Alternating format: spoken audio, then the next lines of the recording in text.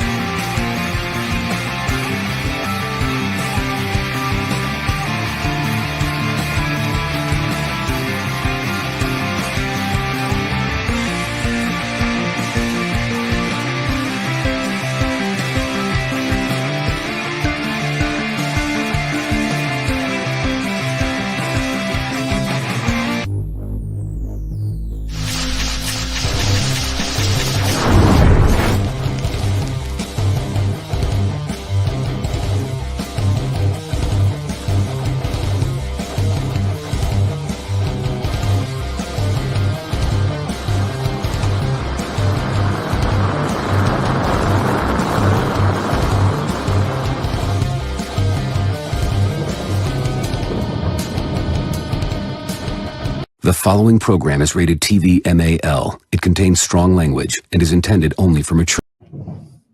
How's everybody's father feeling today?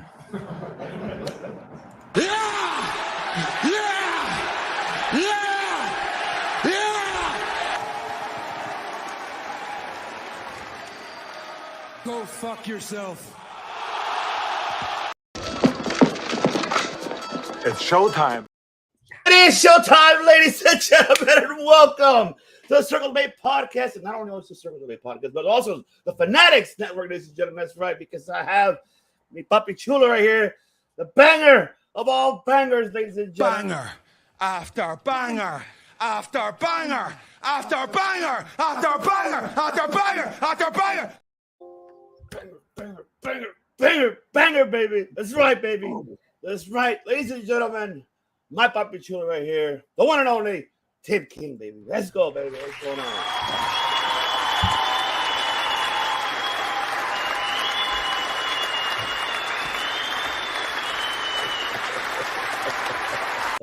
I love it. Poppy, I love it.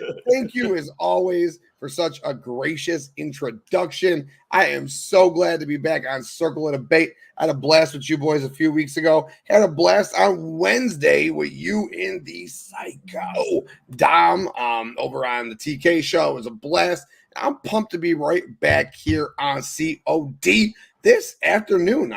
Early morning-ish still for you over in Cali, but afternoon for me over here. What's going on, Poppy? How you feeling? Oh, man, excited for you to be here, man.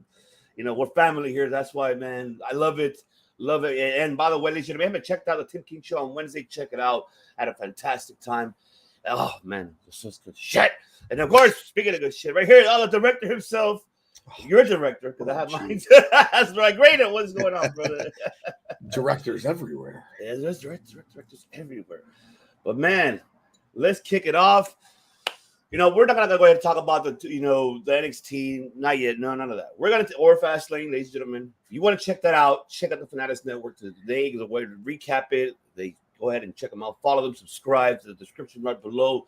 Do it now, ladies and gentlemen, because, man, these guys bring you the best entertainment for all of you guys. This could be pro wrestling, could be movies, could be, just a lot of things. What? The first topic, we got to talk about it, man. We got to talk about it. And that is about this man right here. CM Punk, Phil Brooks. Who? Exactly. We have to. We got to talk about him. CM Punk. We got to talk about this man. Because now we, as we all know, and it's already confirmed, I guess, not only by Uncle Seltzer and Sean Raps and Wade Keller, but it's confirmed that there's no negotiation. There's a no. Sorry, Punk. That is a no, which I don't know why either myself. But, of course, there was not even close to a negotiation. They just said no. They just pretty much, we're not interested. And I guess we're not going to see CM Punk at Survivor Series as he attempted, as we saw weeks back, and him being in that MMA show that he commentates saying, "Oh, I'll be available. I'll be free until the next couple of days." Looks like or this is the work? Well, that's the question. Mhm. That is another question here, TK. So I wanted to ask you, brother, what are your thoughts? Do you believe this is a no, or do you think this is a work, or are we getting worked around here like always from WWE and Phil Brooks? What is going on with this? And if it is legit, do you think that was a big mistake on WWE's side? Take it away, my brother. Yo, my brother, Poppy, listen, dollars make sense. CM Punk to WWE makes sense. I don't care what Uncle Seltzer says. I don't care what Alvarez says. I don't care what BWE says. I don't care what SRS says. Because at the end of the day, if they were bringing this man back to the company, which I do think they probably are, it would have to be very, very secretive. You don't want to ruin that surprise. Cody Rhodes. I want to take you back to Cody Rhodes. When Cody was coming, he's coming. He's not coming. He's coming. Meltzer says he's coming. Meltzer says he's not coming. Alvarez says he's coming. Yo, no one knew. They had people so convinced that Cody wasn't coming. Cody wasn't coming. All right. And now with Phil. All right. What up, Dom? What's going on? The notorious DOM. What is going on, my brother? Great show last night on Top Rope Wrestling Talk. Great interview with Chef Man. You can check it out right here on Circle of Debate, baby. Great job, Dom. But and family and Top Rope Talk family. Bruce, Grandma, all y'all. That shit. Great job, family. But as far as Phil goes, listen, man, they're going to keep that shit under wraps as much as they can keep it under wraps. If they're going to say he's not negotiating, he's not negotiating. You mentioned it. At his previous MMA event, they dropped a hint. Last night, okay, he was commentating for the same MMA show. The other commentator, the same guy who mentioned something last time, mentioned it again. He straight up said, you are going to another promotion, and you know what was playing? The War Pig song, which just so happens to be the Survivor Series theme song. I mean, come on, man. The Survivor Series theme song is playing in the background while the other commentator just happens to say, you're going to another promotion. And then CM Punk goes, no, stop. Sure, it could all just be his way of trying to make it get back out there that, hey, maybe they are negotiating with me. That's right. Papa H would not, Nick Khan, let's be real here. It's Nick Khan, all right? Yeah. Nick Khan wouldn't be doing this to where Meltzer and Alvarez could see it. He would be doing it behind closed doors. The show last night CM Punk happened to be in was in Florida. What's in Florida? I mean, dude, again, dollars makes sense. He needs to rehash whatever relationship he got with Roman, and Seth clearly doesn't like him, which is fair. But you don't gotta like, it's wrestling. That's what people forget. We live in such a soft fucking world in 2023, okay? You need to fucking remember, wrestling locker rooms were way different back in the day. These people didn't fucking like each other. They were constant fist fights, dude. So he's got a hard attitude. Dollars make sense. He will sell merch. They will bring him in. Meltzer, Seltzer, Alvarez, they're fucking idiots. They're pieces of shit, Sam. He is coming. He is coming. I believe he is coming. Yes. Royal Rumble, Poppy, is the 10-year anniversary to the day that he left. So maybe they swerve us and don't bring him back in Chicago, because they don't have to bring him back in Chicago. We're going to get a monstrous show in Chicago. It's going to be sick as fuck. So they don't need to bring him back. Will the crowd be chanting CM Punk? Yes. Yes, they will. But they don't need to bring him back then. I would personally wait. God, it sounds gross because I'll probably be there. But I would probably skip bringing him back in Chicago, make people think even more he's not coming back, then bring him back at the Royal Rumble. Because Royal Rumble is 10 years to the day of his final day. That is the best story you could possibly tell. 10 years to the day I came back to you guys. Yeah, that's right. Absolutely. Oh, man. And shout out to Sir back to the Smart Psychologies podcast. What's going on, brother? Appreciate you for tuning in, man. And check them out as well. They provide good content as well. They're going to be at PCW Ultra. But we'll get into that later on today, ladies and gentlemen. But you're right, though. I mean, all of it is fucking so valid. That's why I needed to hear what you said, because I'm like, yes, this is my thought. I'm like, yep, Tim is thinking exactly what you said is what I thought. And it's like, yes, I totally agree. And not only that, I mean, Vince is not even part of this. As much as you're saying, oh, yeah, Vince say no. No, Vince is out of the picture right now. He is completely out of the picture. So, I mean, this one is really more of, Emmanuel, and then Khan, how you mentioned, who are the ones really calling the shots. I mean, Paul Levesque, what can he really say? I mean, If Shawn Michaels said it on his fucking social press conference for NXT saying, I don't mind welcoming him back, I don't think Paul Levesque would have mind either. I mean, why the fuck not? I mean, just, how we said it last time. We said, like, okay, try him out for a couple of events. If it works out, the relationship works out, then sign him for 6 months. And then from there, if it works out within those 6 months, then sign him for years. Because I know that he burned himself his bridges everywhere. And even with WWE, him bashing WWE, what he told MJF, the last promo that we saw with MJF. I mean, but that could be even right there itself.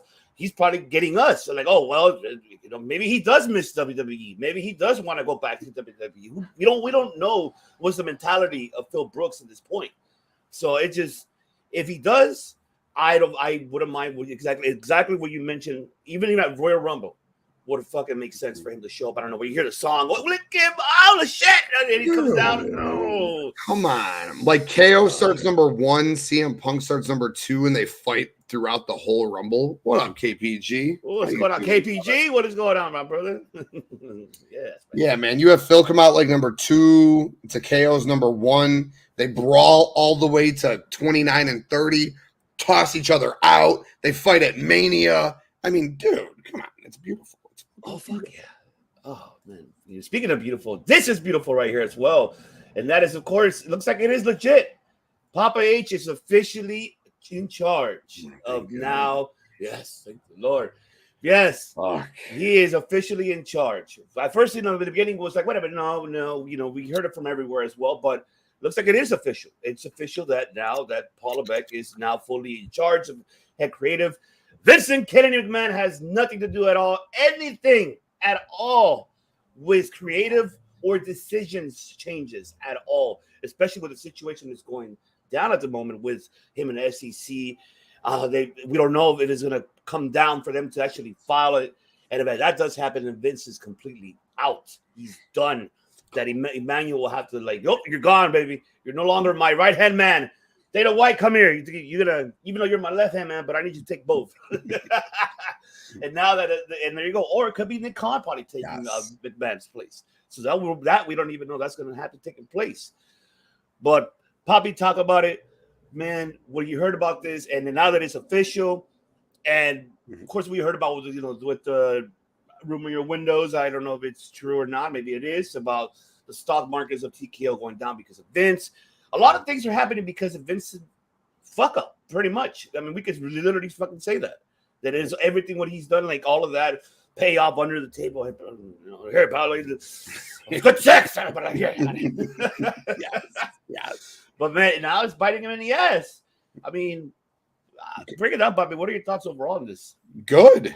I used to say, and fucking, I'll sound cold. I don't even care. The only way WWE will get better is when Vince McMahon meets his maker. I said that'd be the only way WWE would get better.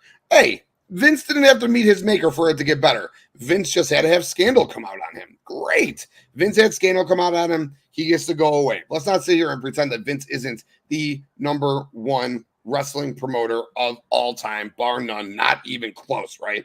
But he's 70 motherfucking 2, 3, 4 years old. This man is out of touch here, and he's been out of touch here for a long time. But I said it.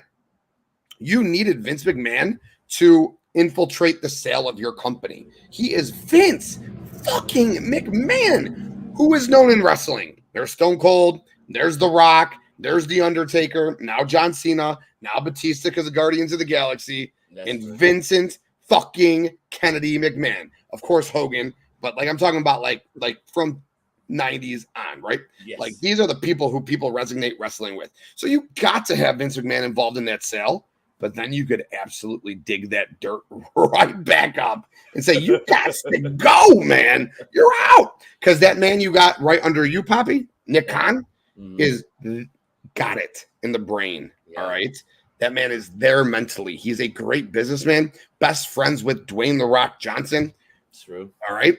Let Nick Khan do Nick Khan things and run the business. You got Hunter right there under him to run the creative. Get the fuck out of here, Vince. Goodbye. Na na na na na na na na. Hey. Goodbye. That's right. Absolutely, hell yeah, and he needs to, man. I'm glad. KGP, I see your comments that you didn't mention that he's only in charge of Brock and Roman. Brock not anymore because Brock is now with Paul Levesque. Paul Levesque was the one that brought him back. At first, he didn't want to. Everybody's assuming it was Vince. No. It was actually Paul Levesque, the one that actually went to Lesnar to his farm. Hey, pal, I need your help over here, man. I'm now head of creative. I need your help. We're like, all right, cool. You know what? I got you. So now that's Paul Levesque's friend. Roman's is also Paul Levesque, because is Vince, as much as Vince wants Roman to have that title for probably, he broke I'm assuming he already broke the record of Hogan's. Mm-hmm. So I don't know how much time does Vince wants him to, or what was the plan? We don't know what was the plan. But at this point, Paul Levesque is going to break that plan. Now it's just more really on what his rules and what he wants to do. And we're seeing it here. A lot of things that he's done within the year has been fantastic. It's been, I love it because it's just been all these changes. And then what HBK, what he's doing with NXT is like fucking amazing. Dude. It's just like, it's like if Papa H never left over there at fucking NXT. It felt like he didn't leave. It's because their brains are one, dude. They are connected here. All right. When you are connected here, like they are just wrestling minds. All right. You could sit here, God, I'm trying to. I'm obviously the biggest AEW mark out there, right? Yeah. But when you're talking about a wrestling fan in Tony Khan against people who actually been in the wrestling business for 30 fucking plus years and are wrestling fans, it's night and day, bro. You could tell in the maturity levels. You could tell in Triple H on SmackDown last night. He knows, he sees the internet and what they say.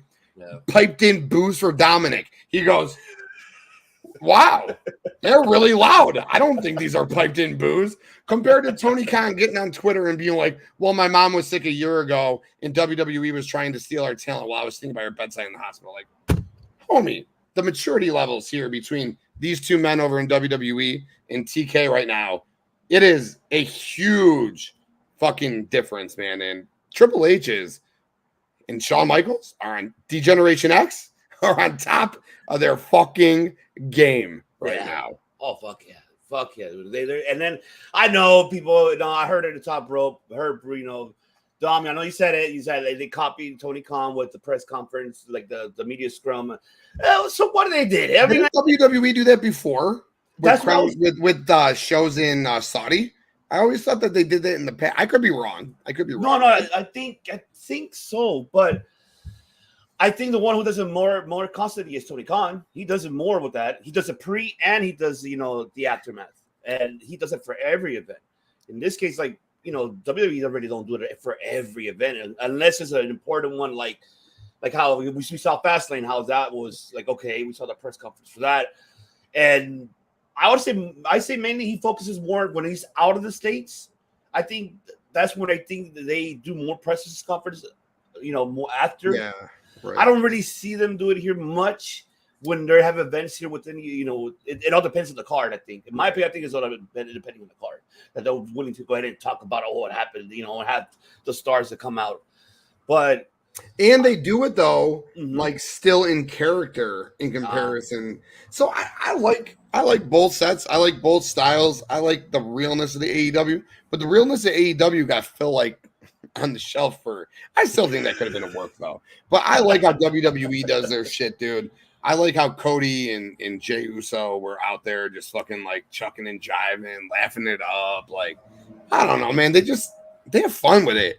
This man in the center of our screen right now, you could tell based on SmackDown last night that he's having fun with what he's doing and that the old man ain't just grabbing his balls and squeezing, dude.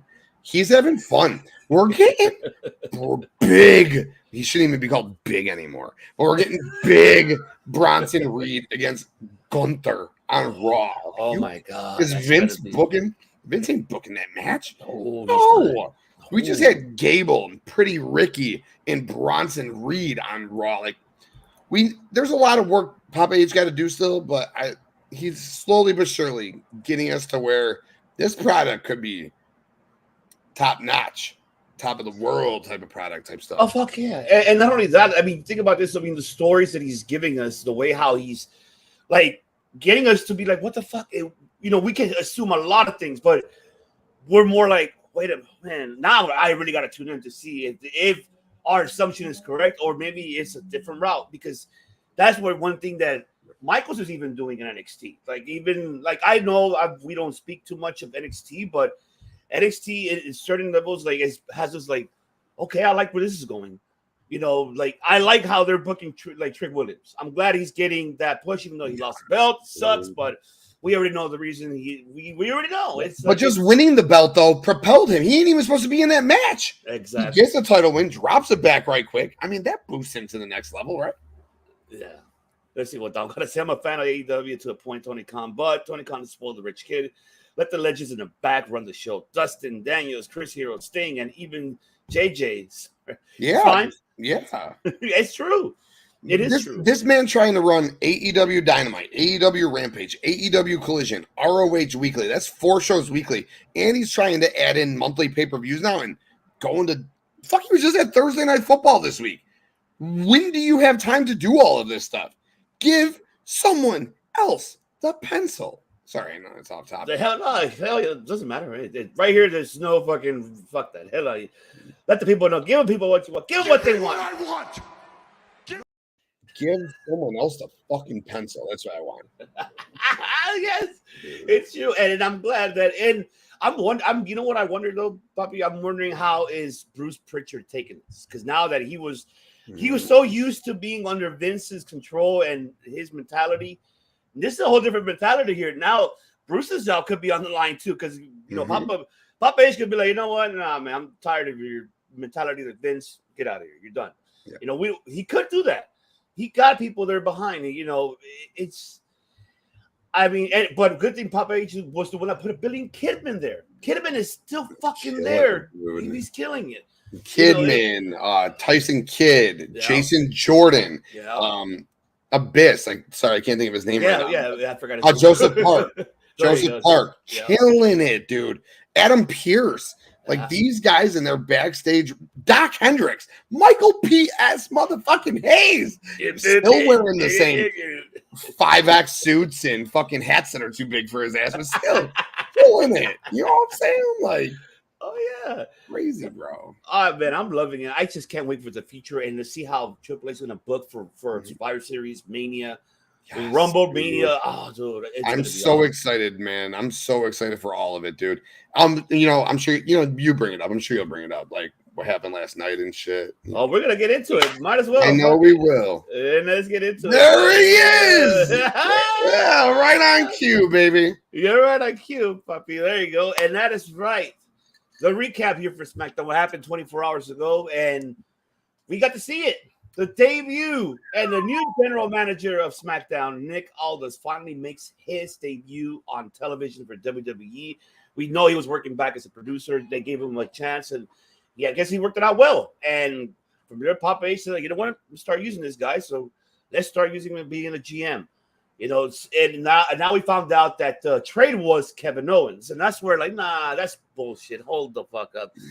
But then again, I thought about it wait a minute, just Cody is a tag team champion with Jay, so he's able to go to Raw and SmackDown, so it makes no difference. So which is fine. But I'm just shocked they're separating Sammy and Kevin. That's where I'm shocked. We're why they're doing that? Is there a reason for it? If they requested it, that's the biggest question. And the one that got me, when I saw it, she came in into I saw it. There he is. There he is. Jay Cargill and Charlotte Flair eye to eye for the first time. I went, oh my God. Nipple Mania's running wild, baby. Let's go, Poppy. Let's go. Oh my God. Oh, yes, let's go. Yes, Let's fucking go. I had to do it. I had to do it. Man, everything what happened on SmackDown was tremendous. And then seeing, of course, LA Knight, the crowd was going fucking insane. Oh my God, this is where I'm so happy that he's getting where he deserves to get booked. And not only that, I mean, I know the crowd wasn't like, who's Nick Aldis? There was no much cheers. I know there was cheers for Adam Pearce because he's a Raw general manager. But you'll get to know people. YouTube and follow this guy on social media, Nick Aldis. See his history, what he's done in the NWA, and what he's done. And in Impact, especially. Oh my God, this man! I love the fact that he's here. Could he be like the Kurt Angle style of GM? Wrestle maybe down the line? Could he be that? Can he do that? Break it down, brother. What are your thoughts overall? What happened last night on SmackDown? God, I have like so much to say, so I'm going to try to keep it under 15 minutes. No, bro. You got all of no. Go ahead, brother. Dude, SmackDown last night was just lit on so many different levels. So, first of all, LA Knight's presence in that ring with Roman Reigns, with John Cena, was extraordinary. He held himself like he was a 10-year veteran. Well, he's a 20-year veteran, but 10-year main event player in WWE on that mic. He is between two of the top 15 best wrestlers of all time. Maybe not in-ring wrestlers, but overall persona characters. Roman and Cena, when it's all said and done, are two of the top 15. And you can't second guess it. At the end of the day, their accolades will speak for themselves. And at the end of the day, accolades are important in wrestling, all right? Man holding the belt for 1,100 days, important. Man holding the belt 16 times, very important. Two of the top 15 of all time. And what's LA Knight just sitting there doing? Just barring with Roman Reigns. Like, got Roman smirking, real smirking. You can tell those are real smirks, too. You know what he did? He took John Cena's old rap and spun it into the promo last night and ripped 8 bars from his rap to Roman. And that's when Cena was jumping up and down in the corner, and Roman's just like, and I'm like, oh, this guy. And I didn't know at the time because I'm not that in it.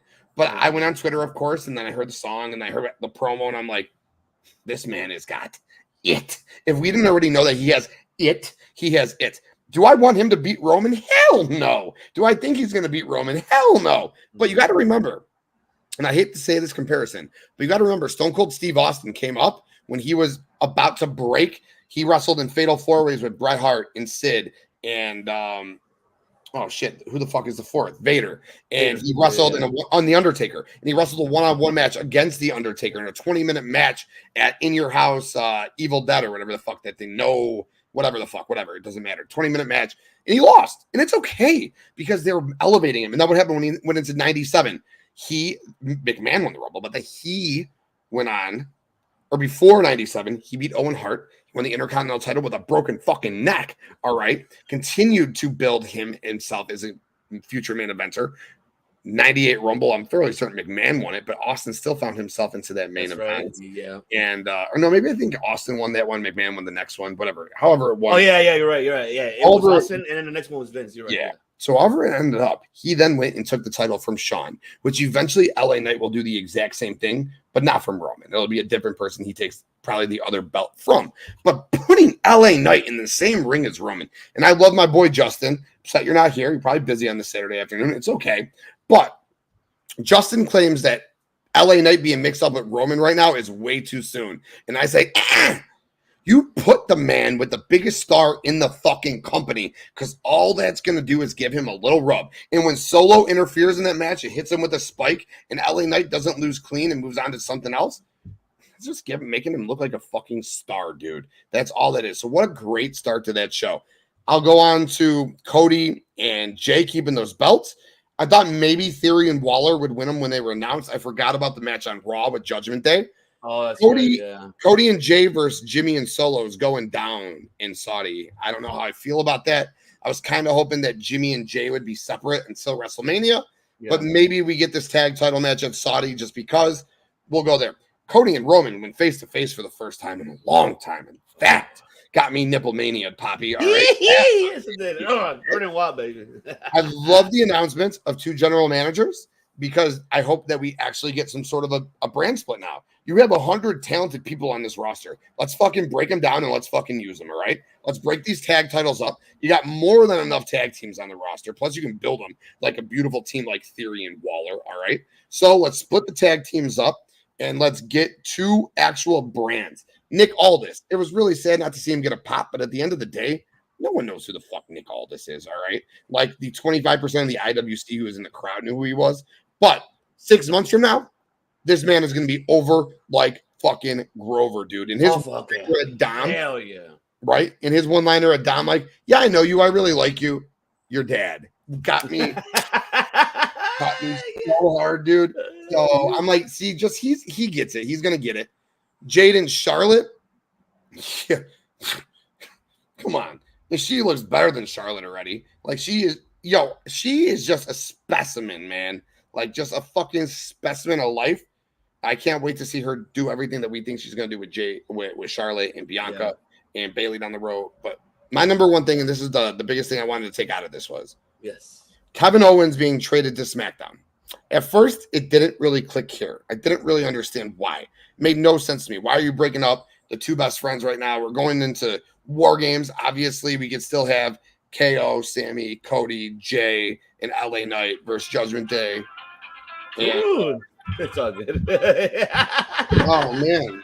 Because my work phone. I ain't even fucking working right now. That's wild that went off. My bad. But obviously, we could clearly have the five of them still doing their thing, right?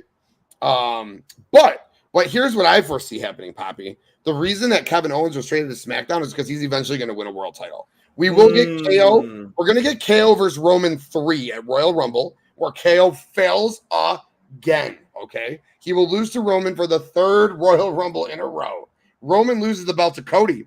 KO will eventually beat Cody for that belt down the road. KO will turn heel. He will be vicious again. He will fucking just be crazy. You know what's going to happen then? Next year, Sami Zayn wins the Royal Rumble. Sami Zayn goes on to fight Kevin Owens at WrestleMania 41 to beat his best friend for the world title and win his first world title in WWE. That's what's going to happen. Nothing makes sense other than that to me. There is no reason to make this move. We have 2 world titles now. Cool. Cody's going to need feuds. Kevin will be his friend for a little bit. Kevin will turn on him. Kevin will hold the belt come October, November, hold it to Mania. Sammy, Rumble, beats KO at 41 right now. Oh, my God. Because we're going to have to take a clip of this, and I want you guys to remember, because I haven't better remember what the Banger Podcast is saying right now, because it's true. It just, oh, my God. I'm trying to calm down here. Jesus. It's just like, you got me. Oh, you got me there. Oh, you get me. You got me there already. You got me like this already. Oh, yeah. I'm going to pay attention to that. Because, oh, my God, you're fucking so right about that. Everything, it makes sense. It fucking makes sense. I love it. Because especially what we're seeing, you know, how you mentioned about Roman and Cody having seen each other eye to eye for the Sims WrestleMania. That's already the teaser there. And then them winning the tag team champion, you know, him and Jey Uso, kind of makes sense. Like, okay, this is now we get it. Why Cody accepted to be his partner, he needed a partner. Why he wanted the belt, because it gets him, and why what close with Jey Uso, closer to the bloodline. And from there, I think we're gonna see the deterioration from the bloodline by Mania. You know, by next year's Mania, we see it by then. We could see that. I mean, but with Kevin Owens going to SmackDown and him going heel too. Let's say, oh my God, I could just picture it. Oh, I just can picture it. I could. Oh man, Jesus. Oh, you're gonna be hyped. Oh, Jesus. Oh, I love it. I love it. Yes. What up, Brian? What's going on? What up, BC? What's going on, BC? But what are your thoughts about Nick Aldis though? Do you feel that he's gonna compete in a ring? I mean, I like your Kurt Angle. I like your Kurt Angle thought. I do. Yeah, he's got to get down at some point, right? Maybe team with Cody. I mean, the thing with WWE now is they're bringing up history. They're talking about New Japan. Yeah. Why wouldn't they mention Cody winning his first World Championship against Nick Aldis? That's right. Why wouldn't they bring that up? You know, Adam Pearce, the former NWA World Champion, Nick Aldis, former NWA World Champion. Like, they got to start talking about who Nick Aldis is and what, right? Just like KP is just saying. Yeah. I hope they explain his backstory. They're going to have to say who he is. He is the longest reigning NWA World Champion of all time. Yes. Yes. Raw, NXT, SmackDown all had Jade. And you know who else they had? Dominic Mysterio and Cody Rhodes. Maybe the 3 of them just drove arena to arena together, because I was thinking about that earlier. I was like, did all 3 of them make all 3 shows? Because I think they did. They did, yeah. They actually did. Like, I'm surprised they actually did. The one thing, yeah, I mean, I like how KGB said about explaining the history of Nick Aldis. I hope they do because, and I hope Impact allows them to use a couple clips. They show who the hell is Nick Aldis because we got to see who the fuck is Nick Aldis. The WWE audience needs to see. They need to see who is Nick Aldis because I don't think I was really shocked that I didn't see people really surprised. That's why I was wondering, that sucks for Nick Aldis, man. And one thing I would say though about Papa H, I mean, I wish he could have done the intro better for him. And not just coming out of nowhere from what he was sitting down by the commentators most of the whole fucking time. Like, right? Fuck, why didn't you choose like a theme intro, like coming out, and people will be like, okay, hype this man up. You didn't really hype a this pyro man. or two, a quick like a Titantron of him versus what? You could put a Titantron of him versus Cody or something like. Oh no, Tony Khan owns that footage. That's ROH footage. You ain't getting that footage. Nope, sorry. That's what I'm like. Come on, man. Just I would have done that for Nick Aldis. I think he deserves that. That introduction properly, and I think people would have been okay. Now we know who he is. I'm wondering if he actually owns the trademark of the National Treasure. That's what I'm wondering. If he owns that fucking shit. It's not just Nick Aldis too who got kind of screwed by that. Yo, Kayla, what's going on, Kayla? Love Kayla. Nah, Kayla always killing it with us, man. She's the best. So Outrage Control. Yes. Okay, co-host at Queen's Takeover, doing their great things on Queen's Takeover. Check them out. Appreciate you, Kayla, for sure. Yes, man. But yo, they didn't listen. He gave Adam Pearce a nice rub too by giving him the GM spot, but old boy was just sitting in the corner too. You couldn't even like, hey Adam, could you please come out from the back really quick? Like, you know what I'm saying? Like, this dude has been running your shows for 3 years. You couldn't like let him walk down the ramp, shake it, like small things, right? Yeah, but hey, that's how you know that we fans we pay attention to, and this is why we have the Fanatics Network. They talk about it too, ladies and gentlemen. That's the reason, because we pay attention to that. We're not like fucking Alvarez piece of shit and Seltzer. No, we give the right opinions. Damn it, not like those jackasses. They just no. It's too much. I'm sorry. I was gonna shit on them. Tell him, Poppy. Tell him, Poppy. Oh, man, we're all gonna. But the one, oh man, just having Jake going everywhere too.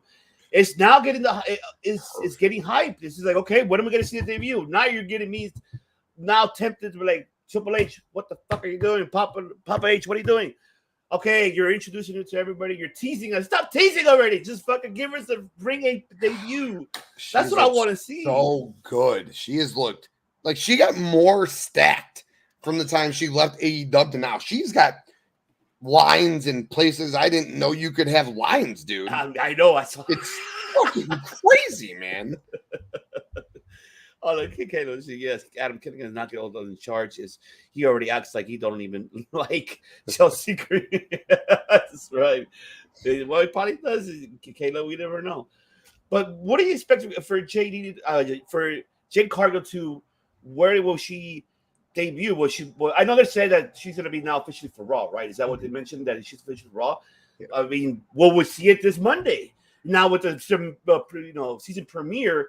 But the card is stacked for Raw. But I'm saying, will we see her? I know. I'm assuming we're going to see her there again. But do you feel like it's the right time, or do you think they're going to wait until Survivor Series for her to debut in the ring? That's the question. It's really fucked up because I don't like her in the ring. But what you should do, you should bring old Caddy from the back and let her wrestle Jade's first match, whether it is on Raw or at Survivor Series, and put Jade Cargill versus Natalya. I understand, everybody. You're like, why the fuck are you saying this? I'm saying, why the fuck am I saying this? But if you want the safest, best worker for Jade to go work her first match with and beat, obviously, you're not going to put her with Jade and Charlotte. You're not doing that. You put her with Natalya. You put Jade and Natalya out there, the first match, whether it's a Raw or it's a Survivor Series. However, if she does debut on Raw, you probably want to have her squash like a Nikki Cross or something. Like, I feel bad for Nikki Cross. She gets she's getting squashed though lately. Though I mean, fuck. She already changed her name on Twitter. I feel like she's on her way out the door. So what did she change it to? I didn't see that. Her real name. Oh, her real name. Oh yeah, then she's probably on her way out. Yeah.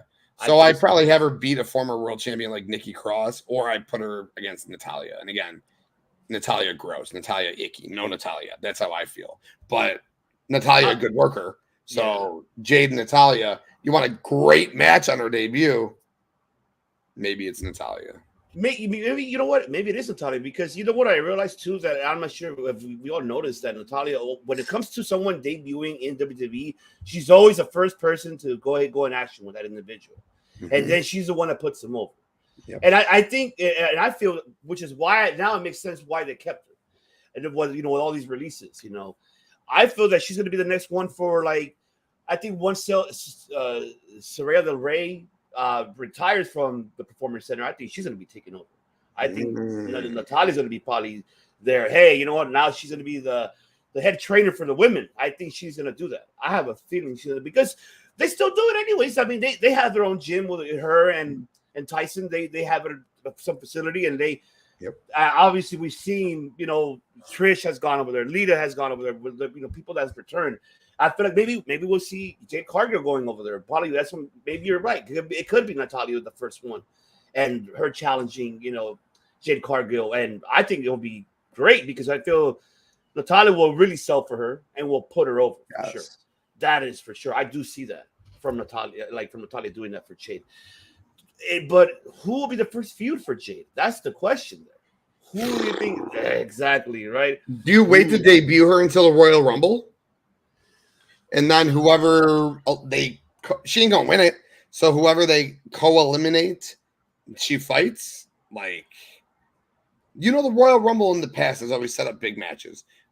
Shawn Michaels, Kurt Angle, Brock Lesnar, Goldberg. These matches were set up in the Royal Rumble. You could possibly set up Jade's future opponents in the Royal Rumble. That's true.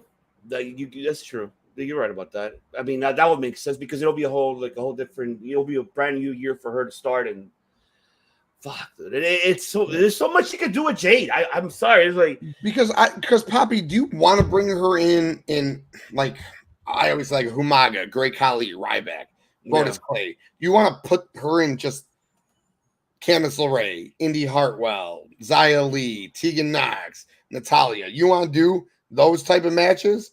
Or do you want to go ahead and do you want to do like a big feud for her first feud? What up, Chris? Let's see.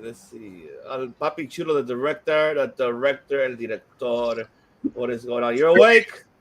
Yeah, pretty much. I went to bed just now. Now I'm up, so it's all good. Let's go. What's up, Chris? That's right. Check it out, man. Fucking 11 a.m., 12 a.m. on a Saturday after morning noon. So I'm ready to fucking talk some Title Tuesday. And it sounds like they had to pull out their AAA stars just to even compete, and they still only beat them by 33 in that third percent. Look at the numbers, Tony Khan. You didn't do too bad. You did 600K versus 900K. I'll take that as a mid-loss, not a big devastation. And it took John Cena and The Undertaker not even having matches to do so. TK put on a great show. That's why, he's beating himself up by these comments he keeps putting himself on Twitter. Well, you know why he's doing that, right? There's a psychology behind the troll tweets, is because he'll go troll tweet and then major announcement. So he gets you in with the bait, and then he switches you to the facts. And he's doing that on purpose. And I think it's funny. I don't know if it's clever, but we're talking about it. I love TK. I love that. I love TK. It just, goddamn. I promise tonight it's going to be the most exciting Dynamite we've had all week. Tonight's show is going to be the best show we've had all day. All day and all week. The guy cannot control his voice, but neither would I if I had a billion-dollar company with all my favorite toys playing for me. Hey, at least love TK. I love what he's doing. Yeah, for sure. I got no problem with TK. Just take the phone away from him, please. Man, you know what? Before we get to that, let's talk about that for very brief. What the fuck, Tony Khan? I know it's your birthday. You're doing this shit.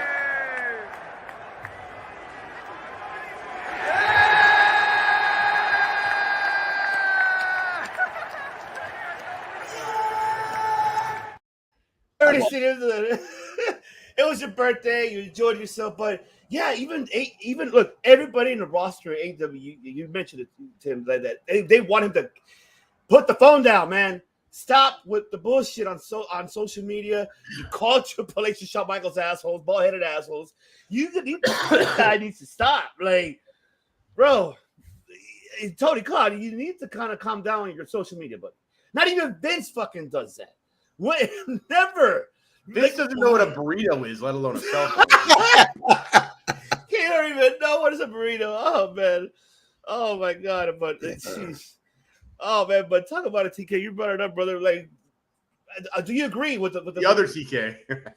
The real TK right here. That's right. The real bang over here. That's right. Bang. No, I don't agree with his tweets at all, man. Listen, I love Tony Khan. I appreciate the alternative. I love his dancing. Yo, listen, that dancing shit, do it all day. That's hot. He did it with Claudio and Yuta. He did the BCC Claudio dance. Love that. That's great. You want to be in the ring with your talent after the show's over, out there for 20, 30 minutes trying to hype the crowd, entertain the crowd still. Dude, I'm all fucking for that. You want to even stir up just maybe one tweet about, yo, my show, two tweets. My show's going to be hot, hot, hot tonight. Like, be sure to check out this over the alternative. But, bro, when you get to the point where you're like, these guys are bald-headed assholes. My mom was sick in the hospital. I was sitting bedside with her. They're trying to steal my talent. And, like, this is 1 year ago today. Like, come on, Tony. Bro, just be a little more mature. You are a grown-ass man. You run the second biggest wrestling promotion since WCW. You fucking run a soccer team. You help the Jaguars. Like, bro, just put your phone down. You got people. You got us. Like, we AEW fans will do that shit talking for you. Just let us handle that for you. You ain't need to do it.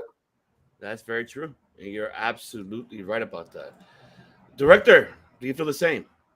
Yeah, I mean, I said what I said. I see what he's doing, and I don't know. People can disagree with it. It's a weird tactic, and I don't, think he needs to do it. And he's got a fan base that's, pretty dedicated. So, yeah, he'll be fine.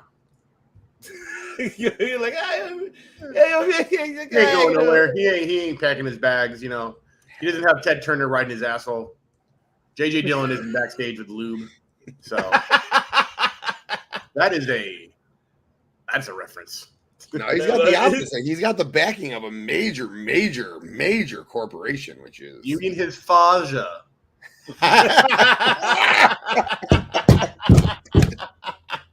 A major Faja. I mean, I ain't mad at that either. I mean, probably a few $1 billion in the tire industry or whatever the fuck he does. You know what he does. I think he literally runs like a tire company, like the biggest racing tire company in the world, right? Is that, or you know what? It was that first, and then the Jaguars. I think the Jaguars again were like Tony Khan's AEW. He just bought his favorite team or some shit like that. Okay. What is that time, ladies and gentlemen? Let's get into it. That's right. It's time! It's time! It's Vader time! Dynamite that happened. Fuck, it happened on Tuesday. Damn, how many? Is that 96 hours? Was it in a minute? Yeah. Yeah. Damn, I guess 96 hours. Yeah. Title Tuesday, ladies and gentlemen. I know everyone talked to recap, but we haven't done it here, and so especially with the Banger podcast, we haven't done it. So we got to get into this matchup. This is the number one contendership, of course, for the TNT championship for Christian's title. I like the fact how Christian opened the damn show. He's like, one of you dirty pieces of shit start the show. And I was just like, oh, wow. Like, I love it. Oh, man. I was just waiting for him to do this, man. I was just waiting for him. How's everybody's father feeling today? I was waiting for that, or I was just waiting. Go fuck yourself. I'm sorry. That's the greatest one in pro wrestling history right there. I fucking love it because look, right now, I hate this. As much people probably certain people will disagree. Christian is right now the hottest thing right now because that he doesn't break character. He doesn't. Not even in a media scrum. He doesn't even do that. I love when he buried the shit out of Brian Alvarez. I fucking enjoyed it. That was amazing. I love that, and that was a shoot, baby. I loved it. I fucking loved it. But man, this match I really enjoyed. It was great. It was good to see finally Strickland and Danielson Geez, how the director calls him. I like Bryanson. Bryanson's the way to go. Yeah. Well, bring it down, director. Your thoughts on this opening matchup, brother? Yeah, I mean, it was a good match. It was bad booking. Why the fuck are they gonna have Swerve win on a pay-per-view against a former champion, just to have him lose the next week against a on his way to being champion? What was the point of that? I don't understand why they would do that. They raised him just to lower him. This could have been held off for a much bigger match, and I think Swerve should have maybe won that if it was on a pay-per-view. But they just pushed up Swerve and just dropped him again. So let's see what's up. I don't understand. Good match, but just I don't know why they did that to Swerve. Oh man! Shout out to Dylan, of course, on the chat. Of course, Dylan, that's right. World Elite, babe, that's right. And of course, the Bump Boys. What's going on, my brothers? Right there, that's right. The Tim the Goat. Yes, he is. Yes, he is. I don't direct as well. But one thing, for me, the match was great. I enjoyed it. I think we should see more of it. I'm actually happy they're fucking booking Swerve where we've been digressing about the. Okay, now it's about time that we see him at that level. We really haven't seen that from him. We always just seen mid-card matches, unfortunately. It's just when we haven't seen him, matches like this, with a Hangman. I was happy that he won that match. And now, of course, we're going to see the feud continue, and it has to continue because it's going to be best out of three. I'm pretty sure it will be between him and Hangman Page. I believe so. But I really enjoyed what he did with Bryan. Said, I love that. I think we're able now to see what we see in the independent circuit, what he's done. But now we're seeing it on national television. Now we're able to see what Swerve is all about, and I hope they push him, and his faction more and more and more. But we're gonna have to wait and see. But the Papi, the banger. Break it down, brother. What are your thoughts on this one? Fantastic match. Bryan being mixed up with the TNT Championship is interesting. I will talk about that more in the main event, I'm sure, when we talk about the brawl. So I'll talk about that then. Swerve. When Swerve and Keith Lee were a tag team, Swerve and Our Glory, I was like, damn, they really I love Swerve in NXT. I love Swerve, period. But I'm like, damn, they're really just putting Keith Lee in this tag team and like degrading him because I thought Keith Lee should have been the TNT champion long ago. Little I know that Swerve is not only going to out fucking shine him, but Swerve Strickland will become the first black world champion in AEW history. Doesn't fucking matter that he loses to Bryan right now. It sucks. I too want him to beat Bryan, but I figure Bryan would win because he's going to wrestle Christian, and we're going to get some BCC Team Christian shit going. I'll talk about that later. Swerve beating Hangman on a pay-per-view is fucking massive. I do agree that he probably will lose to Hangman next, then beat Hangman again. The world title is just tied up right now. Obviously, MJF's on the top of his game. We got Jay White there. Adam Cole will beat MJF when he gets back. What's not to say that Swerve can't be the world champion come this time next year? And I think that's the long-term goal with Swerve, is for him to be the first black AEW world champion ever, which is fucking earned, right? He's going to fucking continue to fucking earn it throughout from now to next year, and that's what's going to go down. So just being in the mix with Hangman, being in the mix with Bryan makes him feel like a legitimate superstar to me, and I love it. What he's doing with Mogul Embassy is fantastic. Match was great, dude. Bryan and Christian can't wait for a collision, but that's only because what I think is going to be coming next. I'll talk about that in the main event. Oh man, yeah, absolutely. I agree. It's Swerve should be that. He needs to be at that level already. That's why I feel like he needs mid-card titles like the TNT or the internet or the international. All that. You're saying he goes directly towards the main champions? That's what you're saying? Absolutely. Yeah, those titles are too tied up in their own hot potato game, which we'll explain later. Jesus Christ. They're 24/7 titles, all right? That's what they are. Those titles are to elevate stars you're unfamiliar with. We know who Swerve is. It's his house. Whose house? Whose house? Whose house? Whose house? He's got reparations for that Isaiah Scott shit. So let's go. I guess we do. And of course, the other matchup that we already kind of predicted that it was going to happen, but honestly, I didn't expect it to happen the way it did, and that's Power Hobbs, Will Hobbs against the Cachote. Oh, the Tom Brady professional wrestling. That's right. I'm saying it. I keep saying it. I'm going to continue to say it just for you, Chris Jericho, because yes, you are. Man, talk about a director. Well, you surprised, but before you do, let me just say one thing, though. Did Mark Henry pass him the torch to use the world's strongest slam? Did he fucking let Powerhouse? This is the weirdest sentence that no one's ever thought of. I was actually wondering about Mark Henry a couple of weeks ago. Really? Isn't he in AEW? Doesn't he do like Dark or some shit? Right? Or was It's time. Yeah. Yes, he does. Cool. That's what I thought. But what am I surprised at? Did he use the world's strongest slam? Not really. I mean, I'm sure the guy can come up with something more clever, but if that's what he wants to do, what's he gonna do? You know? But again, Jericho, this is the right move for everybody. Jericho doesn't need to win. He's really good at elevating. He's in the producer position right now. They pulled Will Hobbs out of that fucking stupid GTV angle. I fucking hated that. It was bad. You can't build up a beast like this through a storyline from the mean streets of Emeryville, a.k.a. Oakland, and then have him just be Harvey Levin from TMZ. Like, that does not compute. And it's Vince booking right there. It's Vince booking. Hopefully this is what AEW does.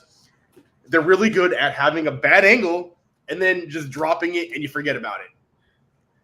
They've done it before, and I hope they do that again with this. I don't want QT Marshall anywhere near this guy. And putting him in the Black Hand, I don't know, what's it called? The family? Again, we're having another family. That's fine. The Don Callis family. The Don Callis family. If he's officially in, which it looks like he is, cool. Yeah, that's fine. I want him to be taken seriously, for sure. Definitely. And that's the only faction right now that, unless you put him in the House of Black Men, then that would be the best place for him. Okay. I think it does fit him, to be honest. I can tell you that. I think Don Callis will help push this man. He could make him. If you're gonna make a big, gigantic faction, like, just do it. Just fuck it. They're already doing it. It's already going to be just some crazy corporation level empire. So, like, fucking throw him in there. I'm cool with it. Okay. All right. TK, break it down, brother. What are your thoughts?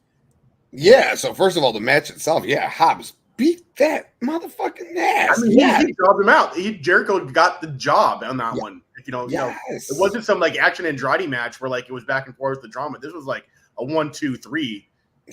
This was like Wardlow versus like Nick Nemeth or some shit. Yes, he's in what 3 of the fucking super power slams, Mark Henry style. Like, he just beasted this man, and I'm all fucking with it. As we know, I love big beefy men, right? Yes, I love this man, Powerhouse Hobbs, so much. Look at that fucking face. All right, just look at him. Look at that man. That guy is fucking top tier talent right there. He just needs someone to help him cook. And Don Callis is going to help him cook. Here's the thing about the Callis family to me. Mm-hmm. You got Konosuke Takeshita, Sammy Guevara, Powerhouse Hobbs. Will Ospreay is like the pseudo member of it. But at the end of the day, these guys don't actually need to be a stable. All right. You remember back in the day what Jimmy Hart used to do, what Bobby the Brain Heenan used to do with the Heenan family? Yes. They would manage people, right? But they weren't necessarily one big unit. Right. Sure. Takeshita. Yeah. Sure. Takeshita, Hobbs, Guevara. That's nasty. They can come together at any time. But Callis just being in their individual corners elevates all of those guys incredibly. So I'm so for this move. Hobbs destroying this man. Jericho, what is Jericho there for? Put people over. Let's go. And the fact that Garcia's starting to feel bad about this now. Danny might come and try to save Jericho, hold Danny up a little bit. We get the Danny and Sammy feud that we thought we were going to get back in the JS days. But this time we're all with Danny dancing and shit. Like, come on. I like it. There's good storytelling here.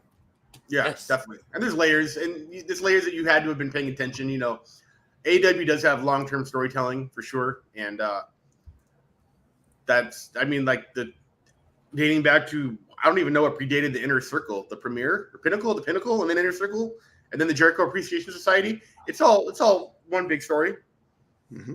Yeah, I'm surprised I even remember what they were all called. I'm surprised, but yeah, I feel with Hobbs, Callis could do a lot with him, and I think he needed the moment. He needed this time. It sucks that he didn't have a run with the TNT belt. I feel like he could have ran a little bit more with it. But I feel like you can use this man very, very good. I feel like you can. It's just I don't know. For me, Hobbs, I'm surprised. I'm telling you, what surprises me is the way how Jericho really put him over in this one. That's where I'm surprised. Like, it seemed like to me this match was not even like Jericho really made it seem like he was like a Mark Henry. Like, seriously. Like, okay, if we go back and look at Mark Henry's matches back in WWE and look how he fucking dominated fucking opponents, it's like the same with Power Hobbs. It's like the same. I'm like, shit. That's what it reminded me a little bit of. But I'm just shocked that Jericho really took that loss like that. I was expecting more out of it. But I think we're going to see it down the line. I think there's going to be a feud between them heading down maybe to Full Gear, maybe. Probably we're going to see that. We don't know. I'm just curious. I'm just curious of how that's going to head to, with Power Hobbs. And there's a lot of things they could do, man. There's so much what they could do with Power Hobbs, with Hobbs. So we'll wait and see. And speaking of hot potato, yes, let's talk about it. The hot potato right here. That is right. That's for the AEW International Championship matchup. Orange Cassidy versus Rey Fenix. Orange Cassidy, what? Is he two-time? Two-time, right?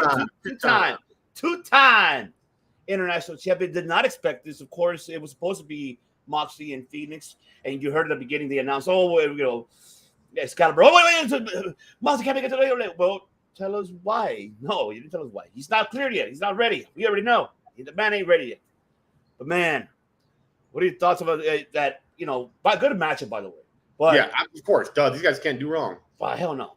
But I was surprised that really Orange actually won this fucking belt again. I thought it was going to be Moxley taking it home. And, okay, Moxley got it. We're going to see. Then we're going to see Orange and Moxley at Full Gear, which I think we still might see that, I think, at Full Gear. I think that's going to happen.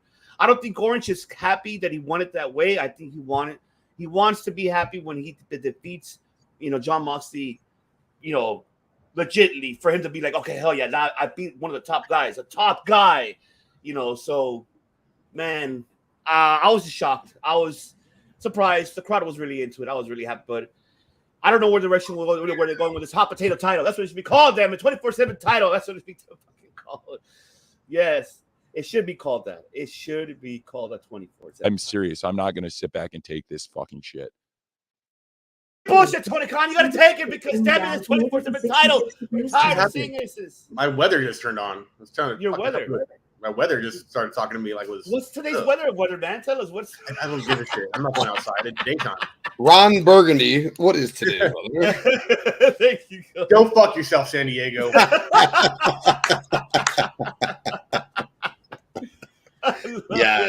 Yes, love it. But director, break it down. What were your thoughts of this matchup? And So quick backstory that explains everything. They're doing the best they can with these extenuating circumstances. Moxley is still not cleared, and they are uncertain whether or not Phoenix's visa is going to be renewed. So to err on the side of caution, they had put title back on Orange Cassidy, and he's probably going to drop it to Mox when he's cleared. So that is the story behind this match and why the title has gone which way and the other in the past month. Good match. Hopefully Phoenix's visa gets cleared up. Hopefully Mox is back soon. Mm-hmm. And I would love to see like a three-way dance between these three.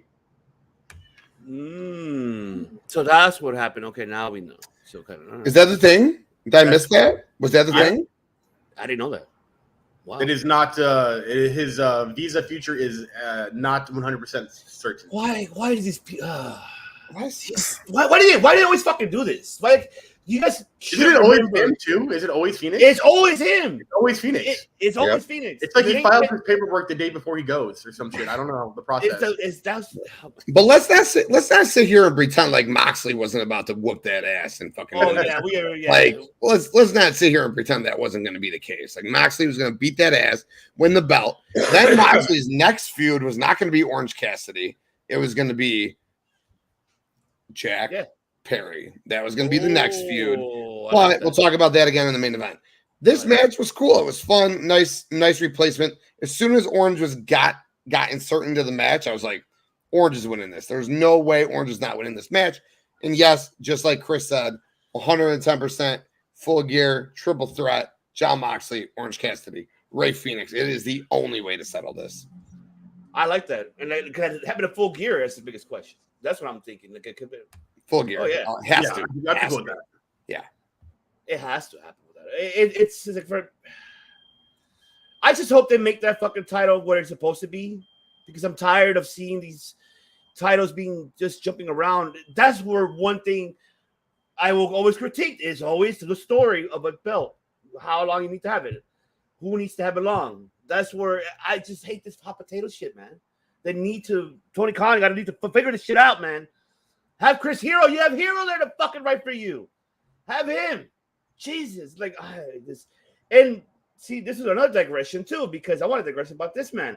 What the fuck do you do with this man?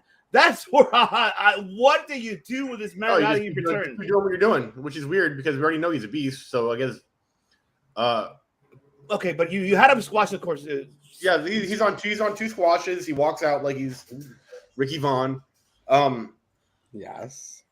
I don't know. Is this leading up to like a fucking like Nick Nemeth thing or whatever his name is? Dolph? Is Dolph going to be the guy that comes out, starts some What? shit? Are you saying that Dolph Ziggler might show up and be? Is it Miro? Like who's going to be the fucking brick wall that this great train's going to have to walk into?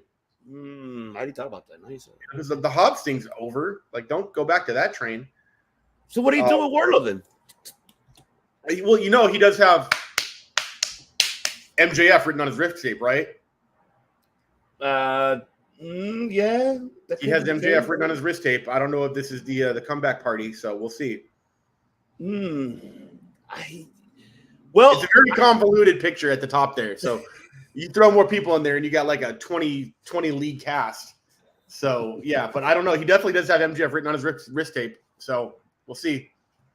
Or what about? Unless that stands for something else. You know, you mentioned Miro, Wait, does he? Wait, hold on. He really is MJF written on his wrist tape? I'm gonna double check that. Yeah, you know what? I'm curious. Now you got me curious. Now, Direct, I didn't know that. I thought you were just fucking around. I was like, wait. I think Chris is serious right now. Hold on. One moment. Yeah, just look for it. I'm curious now. One moment, please. All right. Uno momento. What he's gonna show it? Don't worry. I want you to show it because I'm curious. What do you do? Oh shit! Oh yes, let's go. So that's not a prediction. That's a spoiler.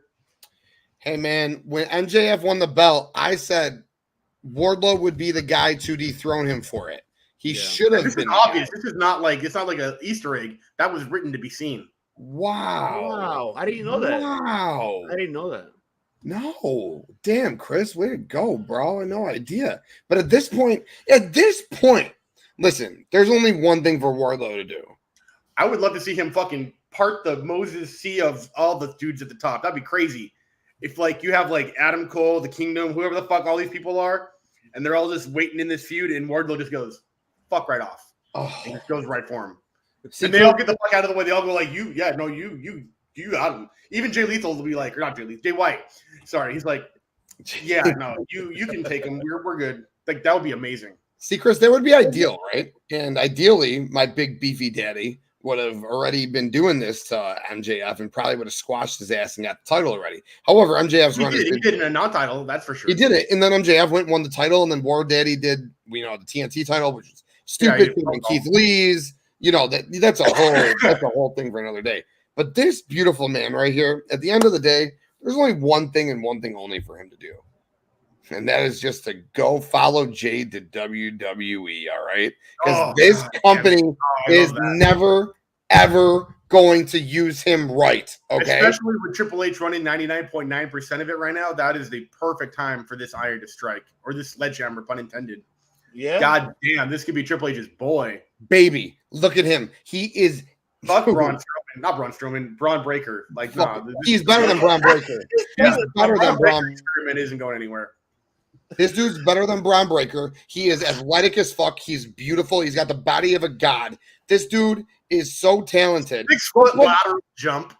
God damn, go put him with Paul Heyman, all right? You want to put someone with Paul fucking Heyman? Go put him with Paul Heyman. This guy go squash Cody. This guy is a superstar in AEW right now. I don't know what the fuck to do with him. I don't know. At this point, I don't know. He should have already been on this next level. I said like 3 months ago, you're going to have to turn him heel again in order to build him back up organically with the crowd because they lost it. Maybe that's what they do again. Maybe they turn him heel. Maybe Max beats him, right? And they go 1-1. And then maybe he gets Max again down the road. But none of that makes sense, dude. You got Wardlow. You got Swerve. You got Adam Cole. You got all these guys, viable world champions. Wardlow, just go to WWE. Please just cross. And I don't feel that way about many. Wardlow, Keith Lee, please just cross. Please just go. Please just go. Yeah, Keith Lee could go back. He should go back and be with his fucking wife, be with Mia Yim. She's still there. She wasn't released. I mean, shit, why not? They're not using him. I mean, fuck. Keith Lee, I'm glad you got rid of the wizard shit. Thank God, because I hated the fucking wizard shit. Oh. But man, look, I agree. I mean, Wardlow to WWE will make sense. That'll be Papa H's baby Batista right there. Oh, okay, let me help. How Dave Batista was, he can help build this man to be that Batista. I feel they could do that. I feel they could really push him to that level. And the guy has the in-ring abilities that he's proven. I feel that what will help him will develop his promos, his charisma. They'll help him build that up. I don't see nobody really helping this man do that here in AEW. I haven't.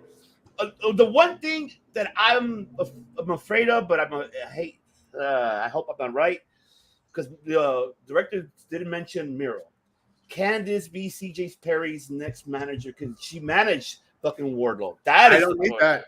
Because they're obviously not putting her with Miro. There's some weird thing going on with that. Which I don't fucking get why. Like, I don't get it either. This is a story I don't understand.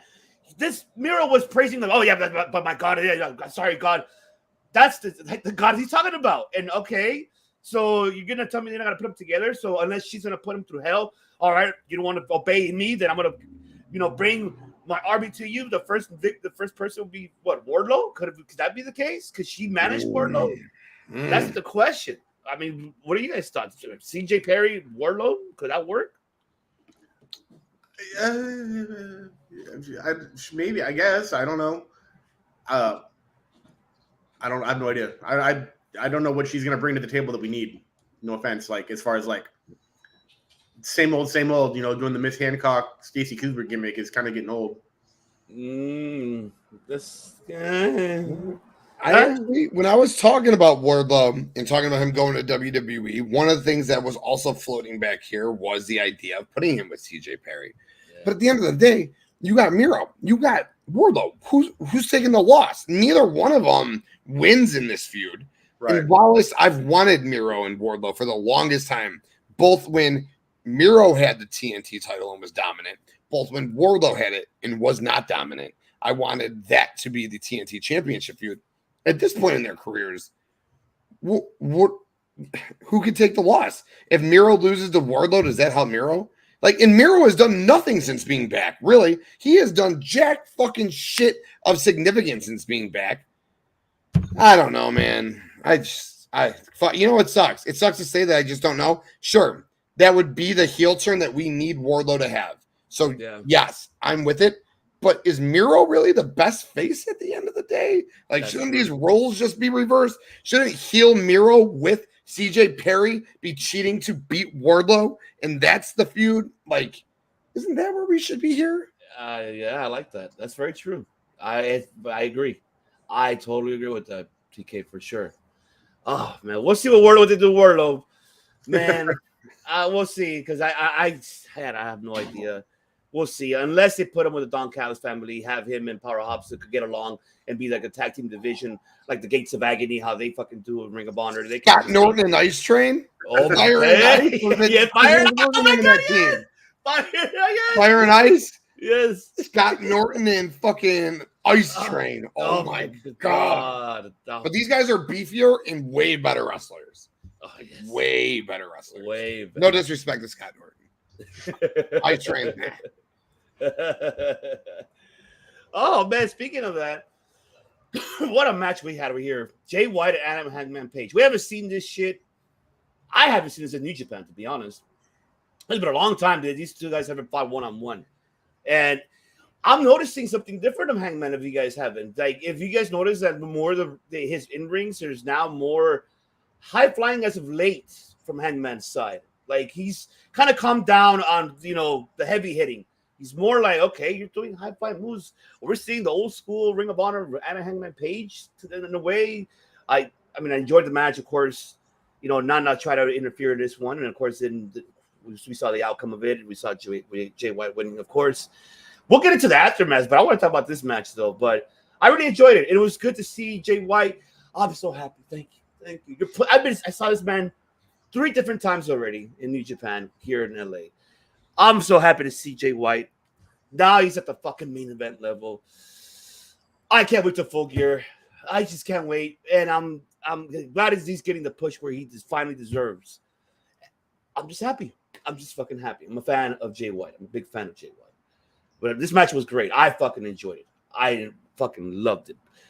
Director, tell me you didn't like this match. Tell me that you've. Tell you I didn't like it. Of course I liked it. It's the right move. It's a weird move. Again, it's not a weird move. It's like just the Swerve losing after beating Page, and then Page losing after losing to Swerve, and then losing to Jay. So it really does drop Page down a little bit, but it still kind of keeps him like mid-level in whatever faction that he's sort of in. The Elite are kind of like they're there, but they're not there right now. Versus the Gun Club or the Golden Guns or whatever the fuck they're called now, which I'm digging. Yeah, I mean, it's a storyline to move towards, again, Jay White, Adam Cole, the Devil, and this main event that we're going to get maybe at Full Gear, Jay White and MJF, or some weird 4-on-4 Survivor Series type match between, I don't know how many factions there are right now in this fucking picture. All the factions. Yeah, all Elite factions. It's going somewhere, but I don't know when this Jay White MJF 1-on-1 match is. Is it supposed to be Full Gear? Yeah, Full Gear. Main event. Yep. Oh yeah. Okay, it's their background on their Twitter. They are excited for it. Yeah. So yeah, I'm stoked. And then that has to be they have to wash away all the bullshit that's surrounding this match. And by bullshit I mean like just too many key players to keep track of. Yeah, definitely. But that's it. Yeah, I mean, good enough match for sure. Any other Dynamite, this could have been a main event, but it was not. So yeah, I have no complaints. Okay. The banger. Take it away, my brother. Oh, except for the anti-Semitism at the end of the match. You know, that was definitely not well timed, considering the world climate right now. So yeah, good luck. Yes. Yeah, that even got TMZ news. So yeah. Did it really? Yeah. Oh, that's funny. Especially because Harvey Levin is of himself of that faith. So yeah. TMZ even picked that up and they said, "Is this really good timing for this?" And I was like, "Wow." Yeah, I mean, and it's one of those things where like they definitely brought up. I don't know what TMZ talked about, but a lot of reports are, well, if MJF approved it, then what can you say? And then Max went on Twitter and just like went pro with the story. So I mean, so he was like, "This is my choice. This is yeah." He was at the end of the day. I mean, like. While supporting though, while saying he's doing X, Y, and Z for the community on top of it. So like, yeah, for sure. So like it's one of those things where like he can speak for himself, but the community can still be upset at his decision to speak for them. It's not my place. I'm just a dude who has no faith, so I'm not gonna have an opinion about it. But people can have theirs. Yeah, of course. That aside, the match itself is a banger. I enjoyed it. Jay White remains undefeated against Hangman, so we're obviously going to tell that story down the road where Hangman will get the win over Jay White, which probably will be a big win in some capacity. That'll be his Tommy Dreamer Raven moment. Right, like maybe like 2025 Full Gear Hangman beats Jay White for the world title or something. You know what I'm saying? Like, it's that down the road, but it'll matter when he does it. Hangman's just kind of floating in the middle right now, as we know, which is okay because when you got guys like him and the Bucks, they can just float in the middle. The important person right now on the screen is Jay fucking White and everything with the Bang Bang Gang that they're doing. And my God, is the Bang Bang Gang killing it. And they are. The match was good, but the aftermath with MJF and him still holding the belt and saying, "Bitch, come get it for me." I want them to tell the story more of how he got jumped. I want them to make us not forget about the fact that he got jumped 2 weeks ago. Because that's the story for wrestling fans is who was under those masks. That's what we want to know. So I don't want them to lose sight of the fact that Jay White randomly got jumped.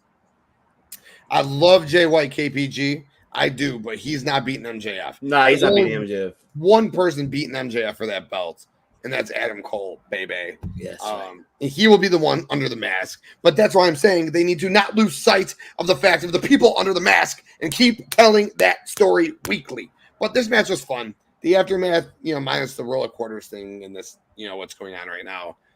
Everything else of it was very good. MJF is great on the stick. The guns are fucking fantastic in everything they do. And I love some rock hard. But yes, rock hard. I can't get on that board. That's I think that's the point. I think that's the point. I just hate that 1989 character.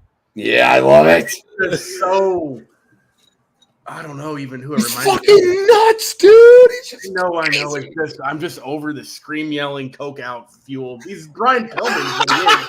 But he's probably why I love it because I love me some Brian Pillman. No, God rest his coked out soul. But yeah, just I still have an unopened Brian Pillman wrestling figure on my fucking. Keep it that way, Alexis King. There. On the. You didn't like him either, I guess. I have a form opinion. I don't do day one opinions like that. So. I like Lexus. I'm all for Lexus King BT Dubs. Let him build himself up. Yeah. Oh yeah, definitely. I'm excited for this. I hope it's going to be I think Jay White will put over MJF very, very well, full gear. And MJF needs this run, and I'm excited for this run, man. I'm just happy the story where they're going with it. I'm with you too, Tim. That they need to continue it along all the way to Adam Cole. Well, maybe it could be at Revolution next year. Maybe so. We don't know. It could be in that direction. Or what is AEW's December's pay-per-view? What is that normally? We don't know yet. We don't know. They got the ROH one, so maybe they just stick with that, and that's going to be in the Hammerstein Ballroom, 1,800 people. That's right. Final battle. Right? Yeah. Oh, man. So maybe they don't do December. Maybe they do a January and then do Revolution in February, right? March. Oh yeah, you're right. Yeah, February, March. Yeah. Probably Revolution. Yeah, they're going to be running 12 pay-per-views a year soon. They have to now with that fucking Warner Brothers for the 4 ROH and 2 New Japan and 6 AEW. Just be ready. Oh yeah. Be ready for this though, because I know, I know. I want to digress about it too. Yes.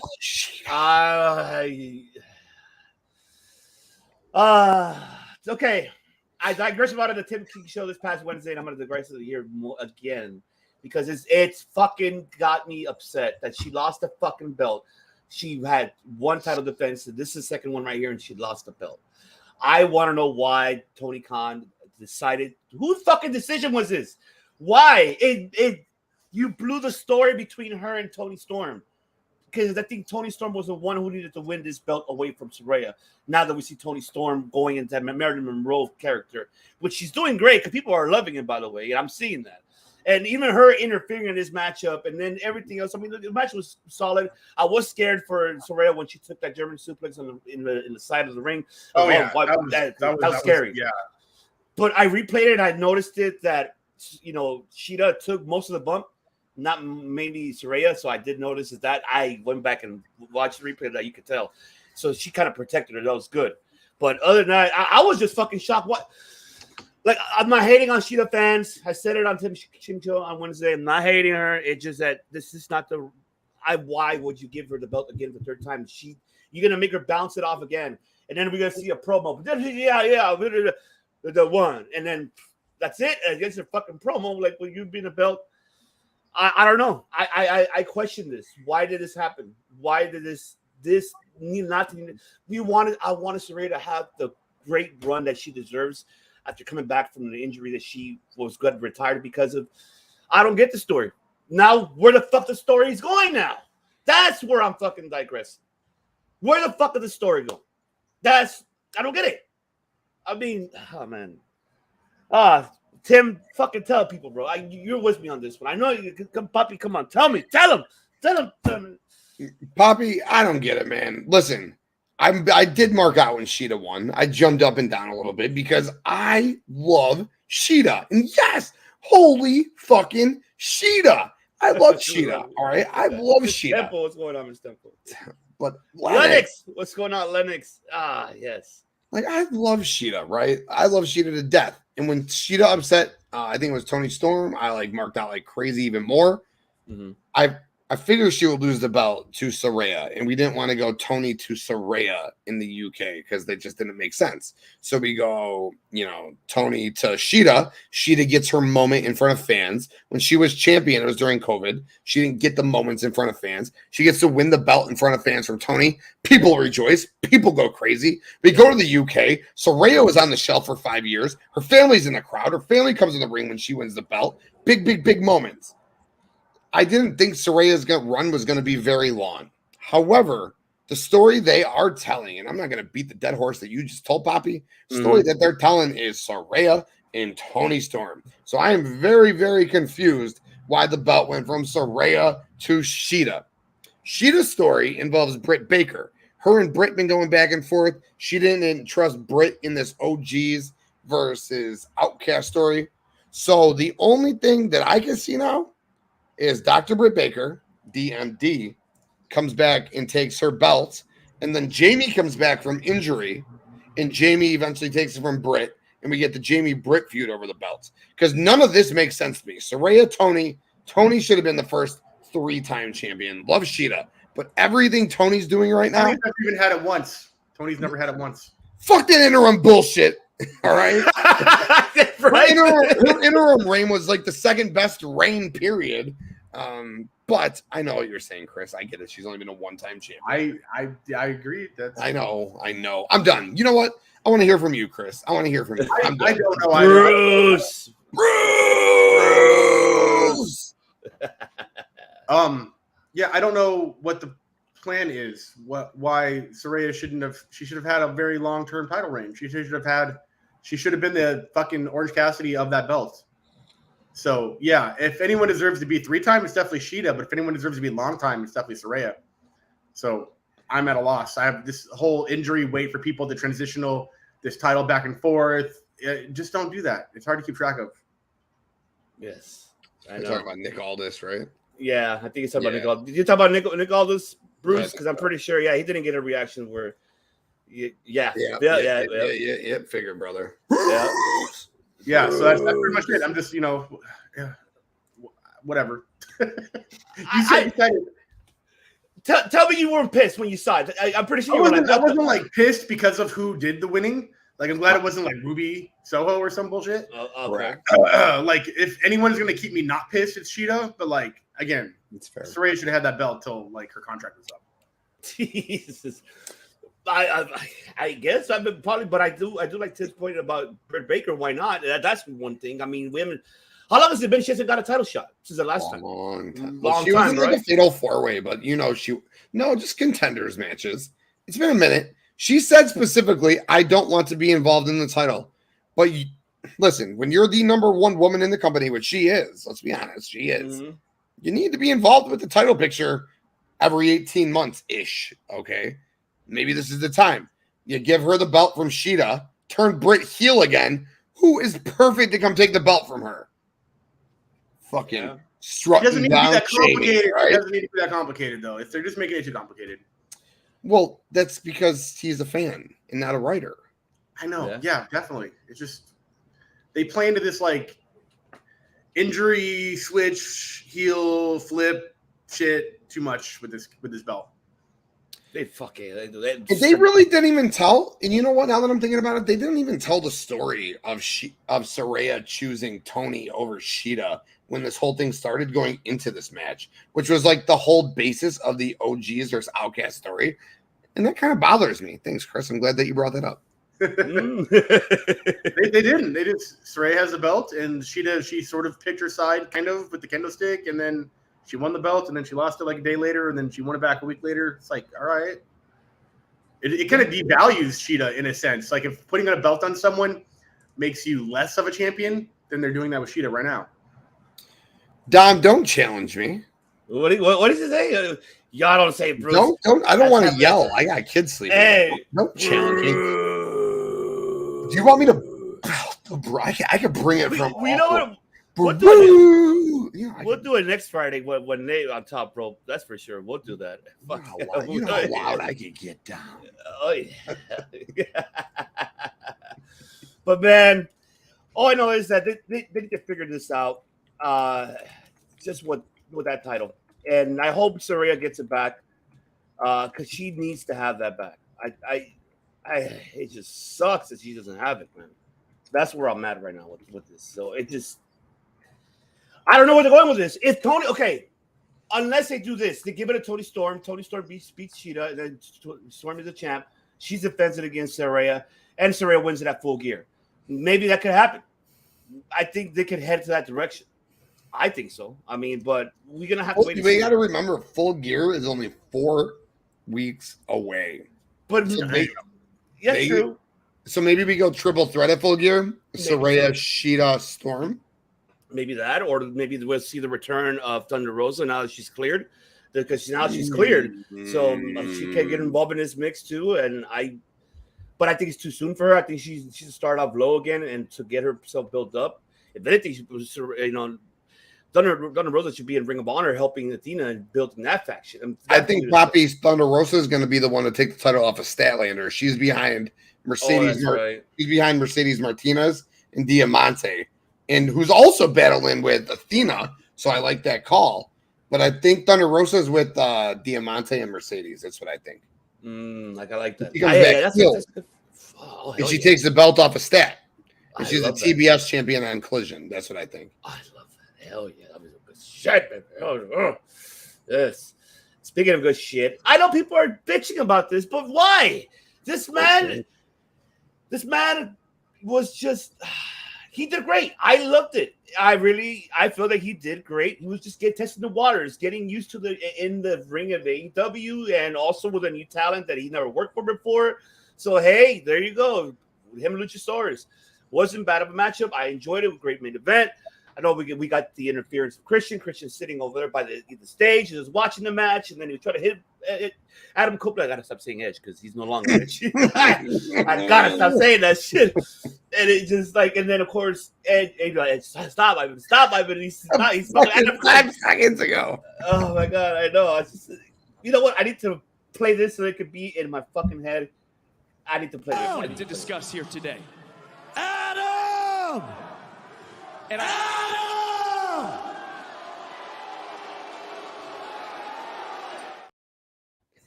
I gotta be that bad.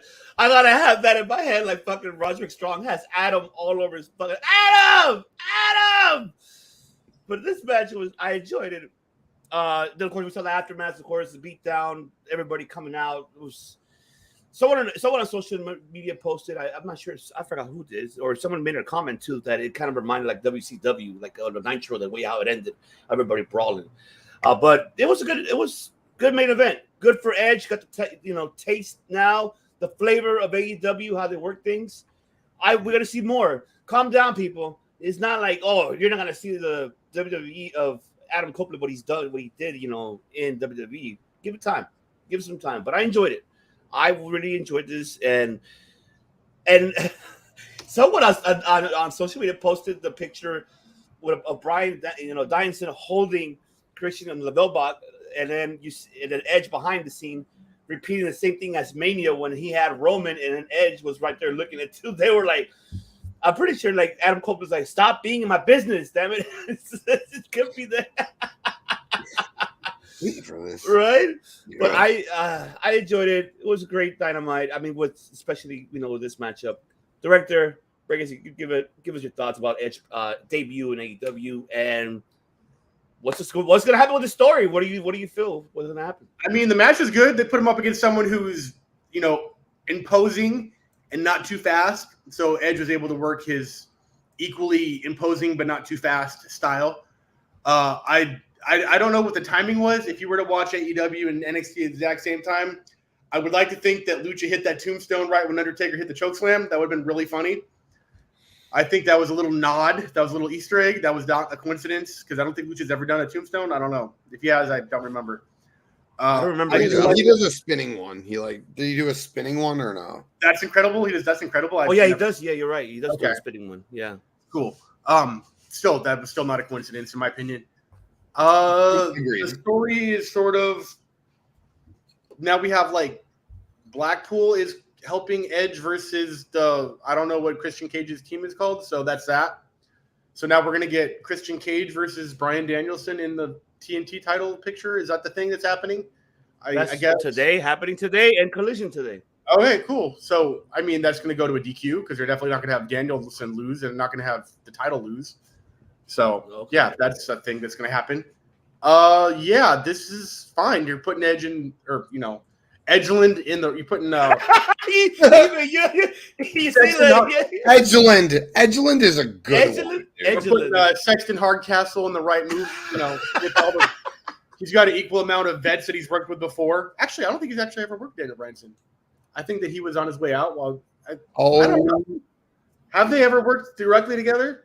Yeah, you'll hear that from me in a moment. You'll hear. Yeah, Edge and Moxley, I don't think ever have. I think those were literally. No, they never have. Nope, never. Yeah, this is a good pattern of familiar talent that he's worked with or knows personally versus with the up and comers. So yeah, this is the right spot for Edgeland. Let's see where it goes. Yeah, I mean, we'll have to wait to see where it goes and how it goes. So, the banger, Puppy, take it away, brother.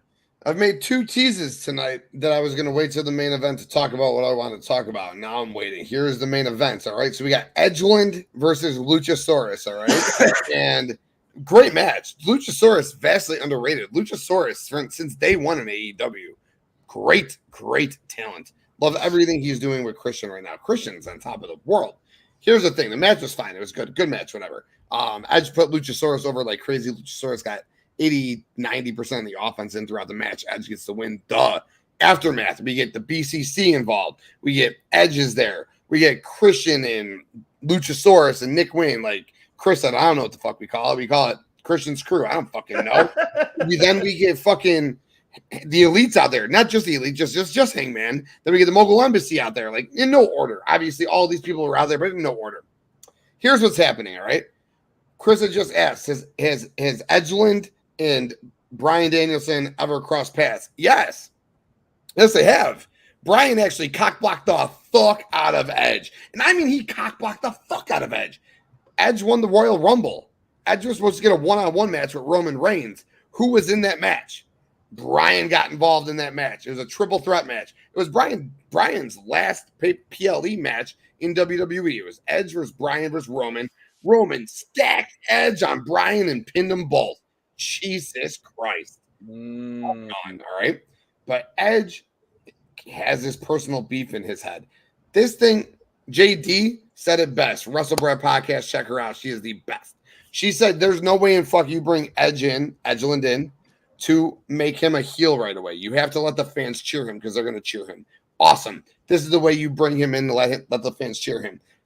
3 months from now, heel, turn, Christian, Edge, Jack Perry, Luchasaurus, BCC. John Moxley will get that international title back. Jack Perry has never won a single title in AEW. That FTW fake title bullshit is not a real title, okay? Jack Perry will win his first singles title in AEW, beating John Moxley with the help of Christian, becoming the international champion. Christian, Edge, Luchasaurus, Jack Perry, the TNT titles involved, the international titles involved against the BCC, Bryan Danielson, John Moxley, Claudio, Yuta, and Edge will absolutely bring up the fact, you think I forgot who the fuck you are? Fuck off. And that's how Edge turns heel. And then we get Edge and Christian versus FTR, Edge and Christian versus the Hardys, Edge and Christian versus the Young Bucks. Let's fucking go. Oh, yes. I love that. Oh, my goodness. I love that. Oh, my God. That's good shit. Good shit. I know this is off topic, but we forgot to talk about it, which I forgot. I'll create. Well, actually, we'll just talk about it. I'll have a subject for this matchup, but one thing we forgot about the promos. Of course, we saw that with Roger's promo. We saw that, but the one thing I'm noticing is the Acclaim and MJF. What the fuck is going on there? Like, what the fuck is going on there? Like, right? Like, what the? Yeah, I'm not paying attention to those tweets that I don't know. And isn't? Oh, look, I love that. Scissor me, daddy. Scissor me. Damn it. Scissor me, director. Scissor me. Come on. Oh, put him up.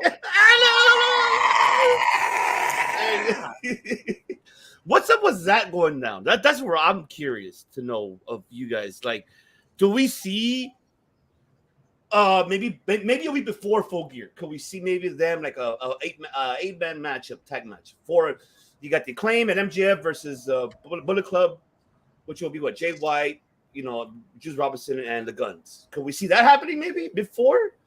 Maybe, and maybe we'll see the trios belt on the line. Maybe Full Gear heading the Acclaim and the Bullet.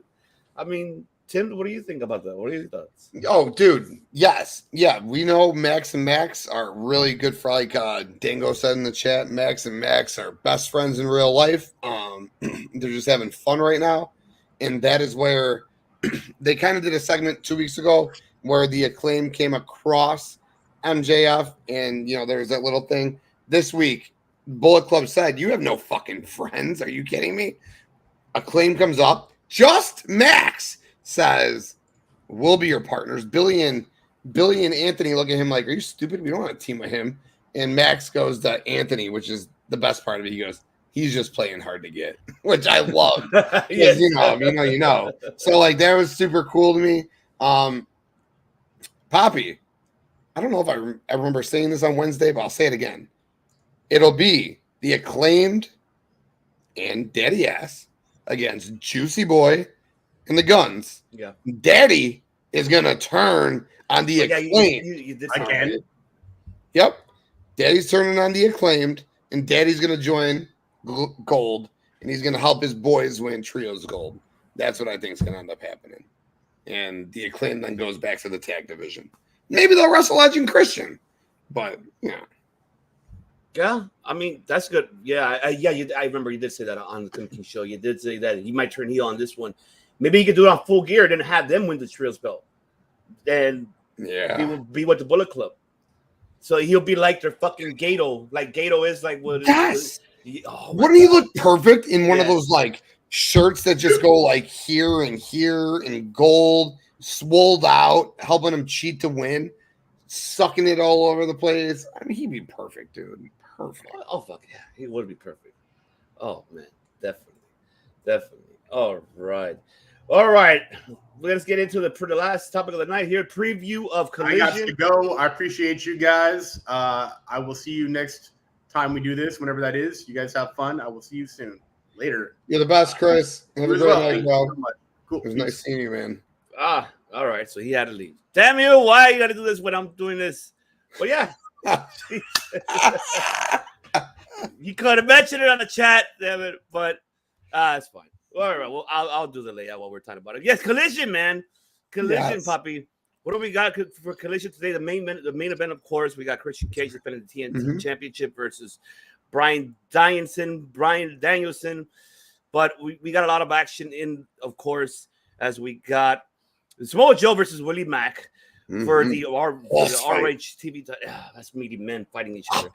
Oh my God! And let's have TBS Championship: Chris Statlander versus Sky Blue, Commander versus Brian Cage, and we'll hear from the new AEW Tag Team Champions Ricky Starks and Big Bill. Okay, please get rid of Big Bill. Call him Morrissey, man. I'm sorry. I'm just fucking tired of that shit. Oh man, Poppy, break it down. What are your thoughts? And are you excited for this event happening today? It just happened in what? Early too, right? So it's 7 o'clock, what, Eastern, 6 o'clock Central? You know what? The fact is that I don't know, and that means AEW has done a shitty job. Yeah. Hell yeah, Lennox, yes. But the fact is that AEW now is doing what they're doing with Collision, what they did with Rampage. When Collision was made, there was nothing in sight about that. And I'm not in the know. I'm not in the fucking room where they're making the decisions, but they're moving Collision all over the place now. I didn't know last week they were on an hour early. I think Collision's on at the normal time. Little do I know, FTR has already lost the tag belts. What? What do you mean FTR has already lost the tag belts? Like, and I don't watch Rampage. So maybe they say it on Rampage, but I don't recall them saying this shit on Dynamite. And God, I hate to be that guy. Nah, Collision has lost all its luster the past 12 weeks. When I went to the original Collision, and fuck it, I'll say it. When CM Punk came out, right, and FTR is involved, and the Bullet Club Gold's involved, and Miro's there. Scorpio Sky gets a promo on the fucking screen. Wardlow's there. We get a TNT title change. Like, that show was fun. Sky Blue was there. We had a tag match. This is Rampage. Like, this match is cool. They could have done this on Dynamite though. Like, they need to figure Collision out quickly. They are not selling tickets for Collision. They are fucking. I don't mean to like bring it off the topic of will I enjoy the show. Go for it. Go for it. Sure. Will I enjoy the show tonight? Yes, I'm sure I will. I enjoy almost everything AEW puts on. I do enjoy it. But as far as like a overall perspective of it, you can't be trying to sell 6,000 ticket arenas when 70% of the arenas aren't being sold. Yo, ROH Final Battle in front of 1,800. I love it. They need to figure out a way to get Collision in front of like 2,000 to 2,400 people. Like, the days of Collision going to the United Collision went to the United Center and sold out. That'll never happen again. You're right. That'll never. Collision will never sell 10,000 tickets again. They need to figure Collision out as a true B show now. Bryan Danielson, I love Bryan Danielson. You love Bryan Danielson. Bryan Danielson's great. At the end of the day, Bryan Danielson's not selling you tickets. Edge. Seltzer said it best. Fuck Seltzer. Even Dave fucking Meltzer said. Adam Copeland, Edge isn't Phil Brooks. All right. He just doesn't move the needle the way Phil does. This shit more and more is looking like TNA, which was a great product, but they need to figure out a way to go back to WCW. Be WCW again. Don't be TNA. If you're going to be TNA, you're going to fail. Be WCW. This show tonight's average, bro. I'm going to go probably watch college football. Yeah. Like, this show tonight. I want to watch the main event. Uh-huh. I want to see this. What actually does intrigue me is the Sky Blue heel turn. That's been fun. So the Sky Blue heel turn and the Willow heel turn's been kind of cool, but they haven't really like embraced that. Whereas the house spin, and then the other turn that was going on was oh shit, I forgot where my head was at. But the Sky Blue thing is in. The Santana and Ortiz feud. Oh, that's right. Yeah, not a turn, but they're hiding that shit on Rampage. Yeah. Like, I just watched a 2.5 minute video of these dudes just going at each other. Why couldn't you put that on Collision? Like, wouldn't that have been a far more interesting thing? Like Santana and Ortiz building this feud up instead of hiding it on Rampage. That's what I'm wondering too, because I'm wondering if they're building it to happen in Full Gear or as for the Ring of Honor. I don't know. That's where I'm with you too on that. Stop fucking hiding that shit and put it really on fucking Dynamite or Collision. I mean, okay, well, book them separately, like one on Dynamite, one on Collision, or what wrestling in singles matches, hyping up one, watching each other across from the ring, like, okay, I'm watching your matches, we're watching the screen, but Bret Hart looking at the screen, shit like that, just fucking watching it, right? Yes. And then build a feud up between each other so we can finally get hyped up to see these guys one-on-one on Full Gear, maybe, why the fuck not? See, this is Tony Khan. He should hire us, man. You gotta hire the banger right here who can write fucking story. Yes. Right. Because we need that story there. That it makes fucking sense. Yes, that's why I love you. I love you for that.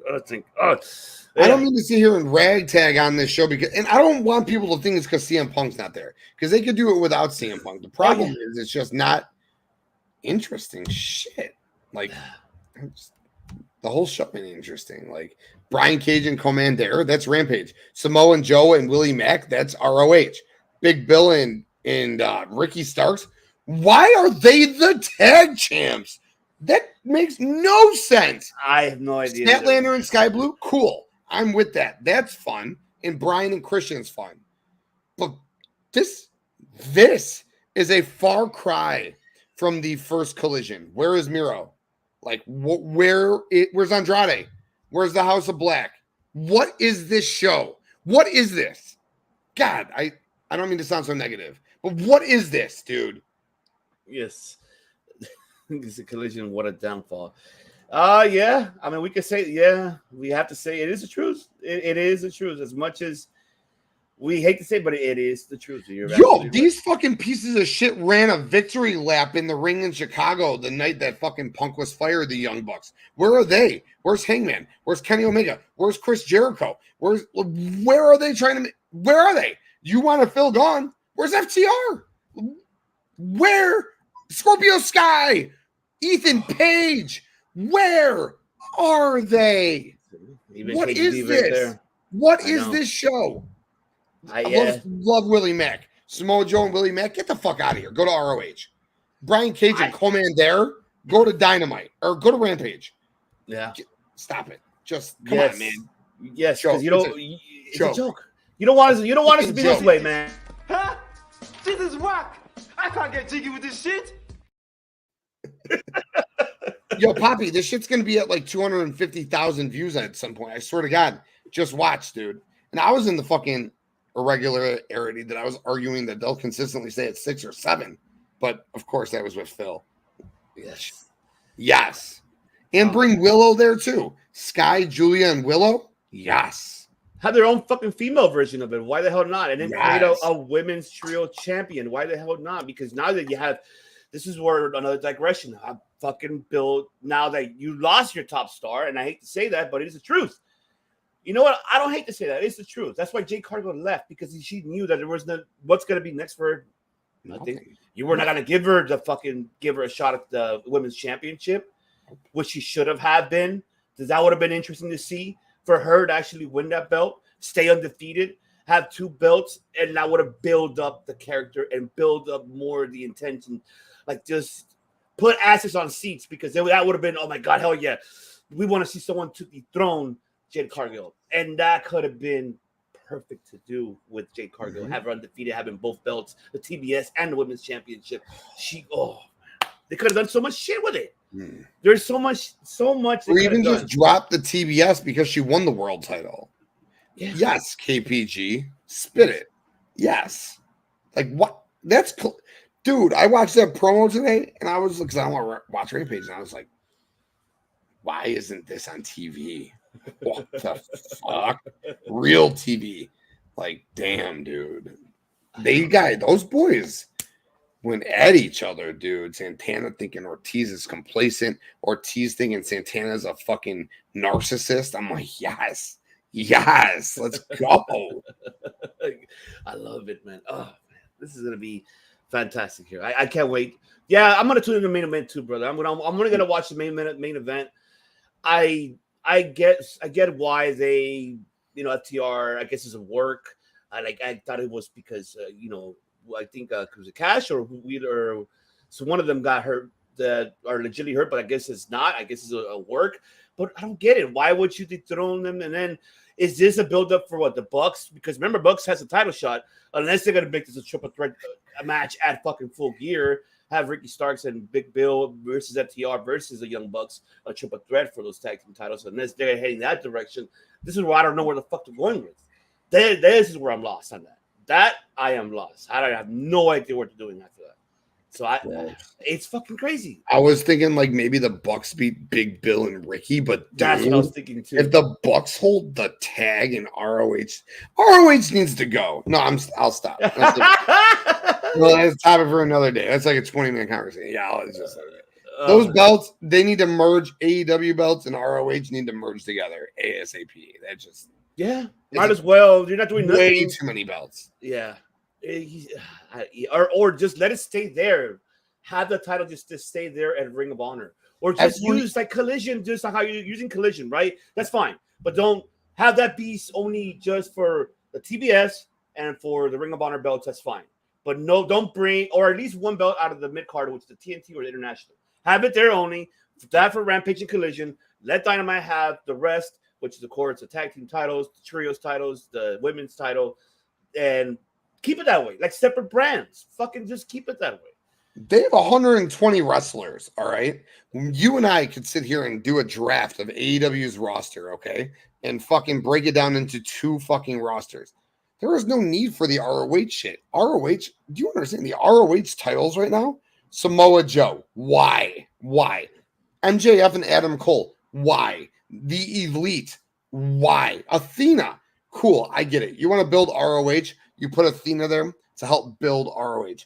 But the sad thing is, nobody sees Athena because nobody's watching ROH. So you are literally losing out on a monstrous star in Athena by just placing her in ROH. So ROH literally needs to be ROH talent, young developing talent, like Nick Wayne, Billy Starks. That is the dark. That is the elevation. And then Athena's and those type of people need to go, who the fuck is the ROH World Champion? Eddie Kingston. You know what? That's fine. Eddie, he's like a mid-card player in AEW. He wants to go over there. Cool.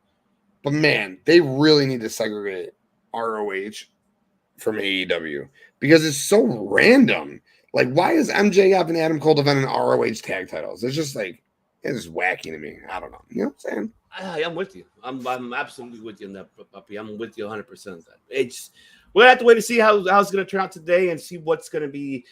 I have a feeling, and I don't know that Bucks might come out tonight and challenge, put their contendership on the line and challenge Ricky Starks and Big Bill, unless FTR comes out, and then that's where we definitely know it's going to be a triple threat heading to Full Gear. I think it's going to head that direction.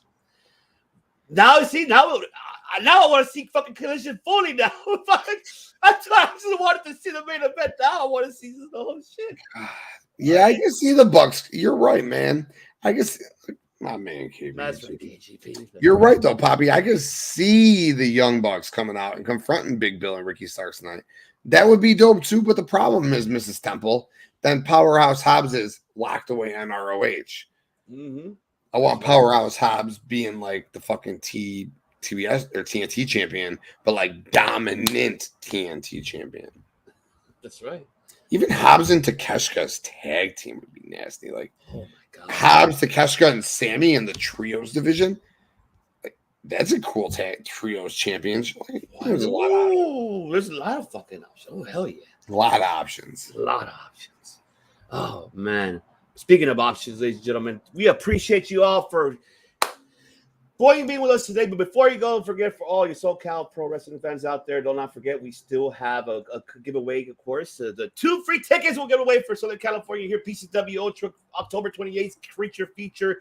As you see right beside of us, those are the matches that we're sponsoring. Of course, the main event we're sponsoring, of course. Just waiting for it. The Gear Crew versus War Beast. That's going to be in 10. And of course, we saw Shaft here with Top Rope. They had the interview. He's defending the Pacific Northwest Championship from Defy against Simbodi. Simbodi responded. So it looks like Simbodi, you might see with him at TRWT maybe sometime. Debating that, why you're defending him and not me. So we might see Simbodi here. So stay tuned for that. So don't forget, people, right there, hashtag a comment either on here on YouTube or on our social media platforms, so on X or on IG or on Facebook. If you see this clip, make sure you comment hashtag PCW Ultra. We in Top Rope will be spinning the wheel next Friday on the 20th to reveal revelation of who is gonna win these 2 free tickets. Isn't that right, man? Already just say it's wonderful. It's wonderful. It is. And what's wonderful is, of course, that I want to appreciate my Papi Chulo over here, and that is the banger of all bangers. And don't forget, people, do not forget. Make sure you subscribe. Make sure you follow them on. It's the description right below. Go to the website, ladies and gentlemen, and go to the website. Go to the fanet.com. Go right there. It's right below the description.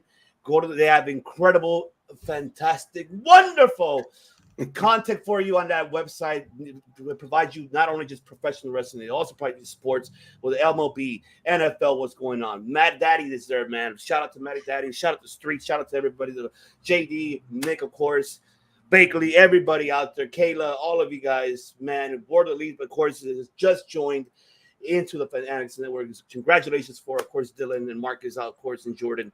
Man, just love all of you guys. And, man, I'm doing what you're supposed to do.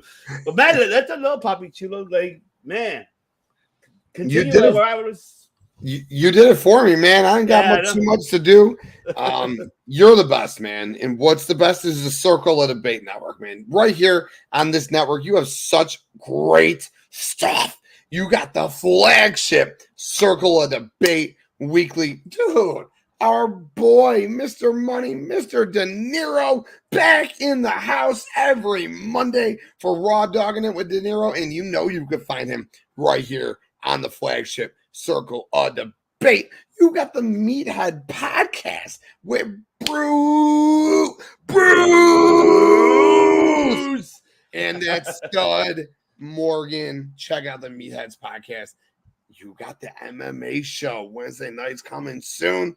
And of course, you got Top Rope Wrestling Talk every Friday night with Dom, Bruce, and Grandma Wendy. So you know what you do. Hit that like on Circle of Debate. Hit that subscribe on Circle of Debate. Go on that Twitter and follow them and check out everything great they got going on right here. Since you did it for me, I did it for you. And I think we're all good. Hell yeah, we're all good. That is right, ladies and gentlemen. But do not forget that the Fanatics Network, the Chris Tim King Show, and of course everyone on the Fanatics Network, and here on the COD, the Top Rope Wrestling Delorean, and of course Fate Destroyed, main Meatheads. We don't just fucking podcast, ladies and gentlemen. We fucking make history. That's right. Deuces. Peace.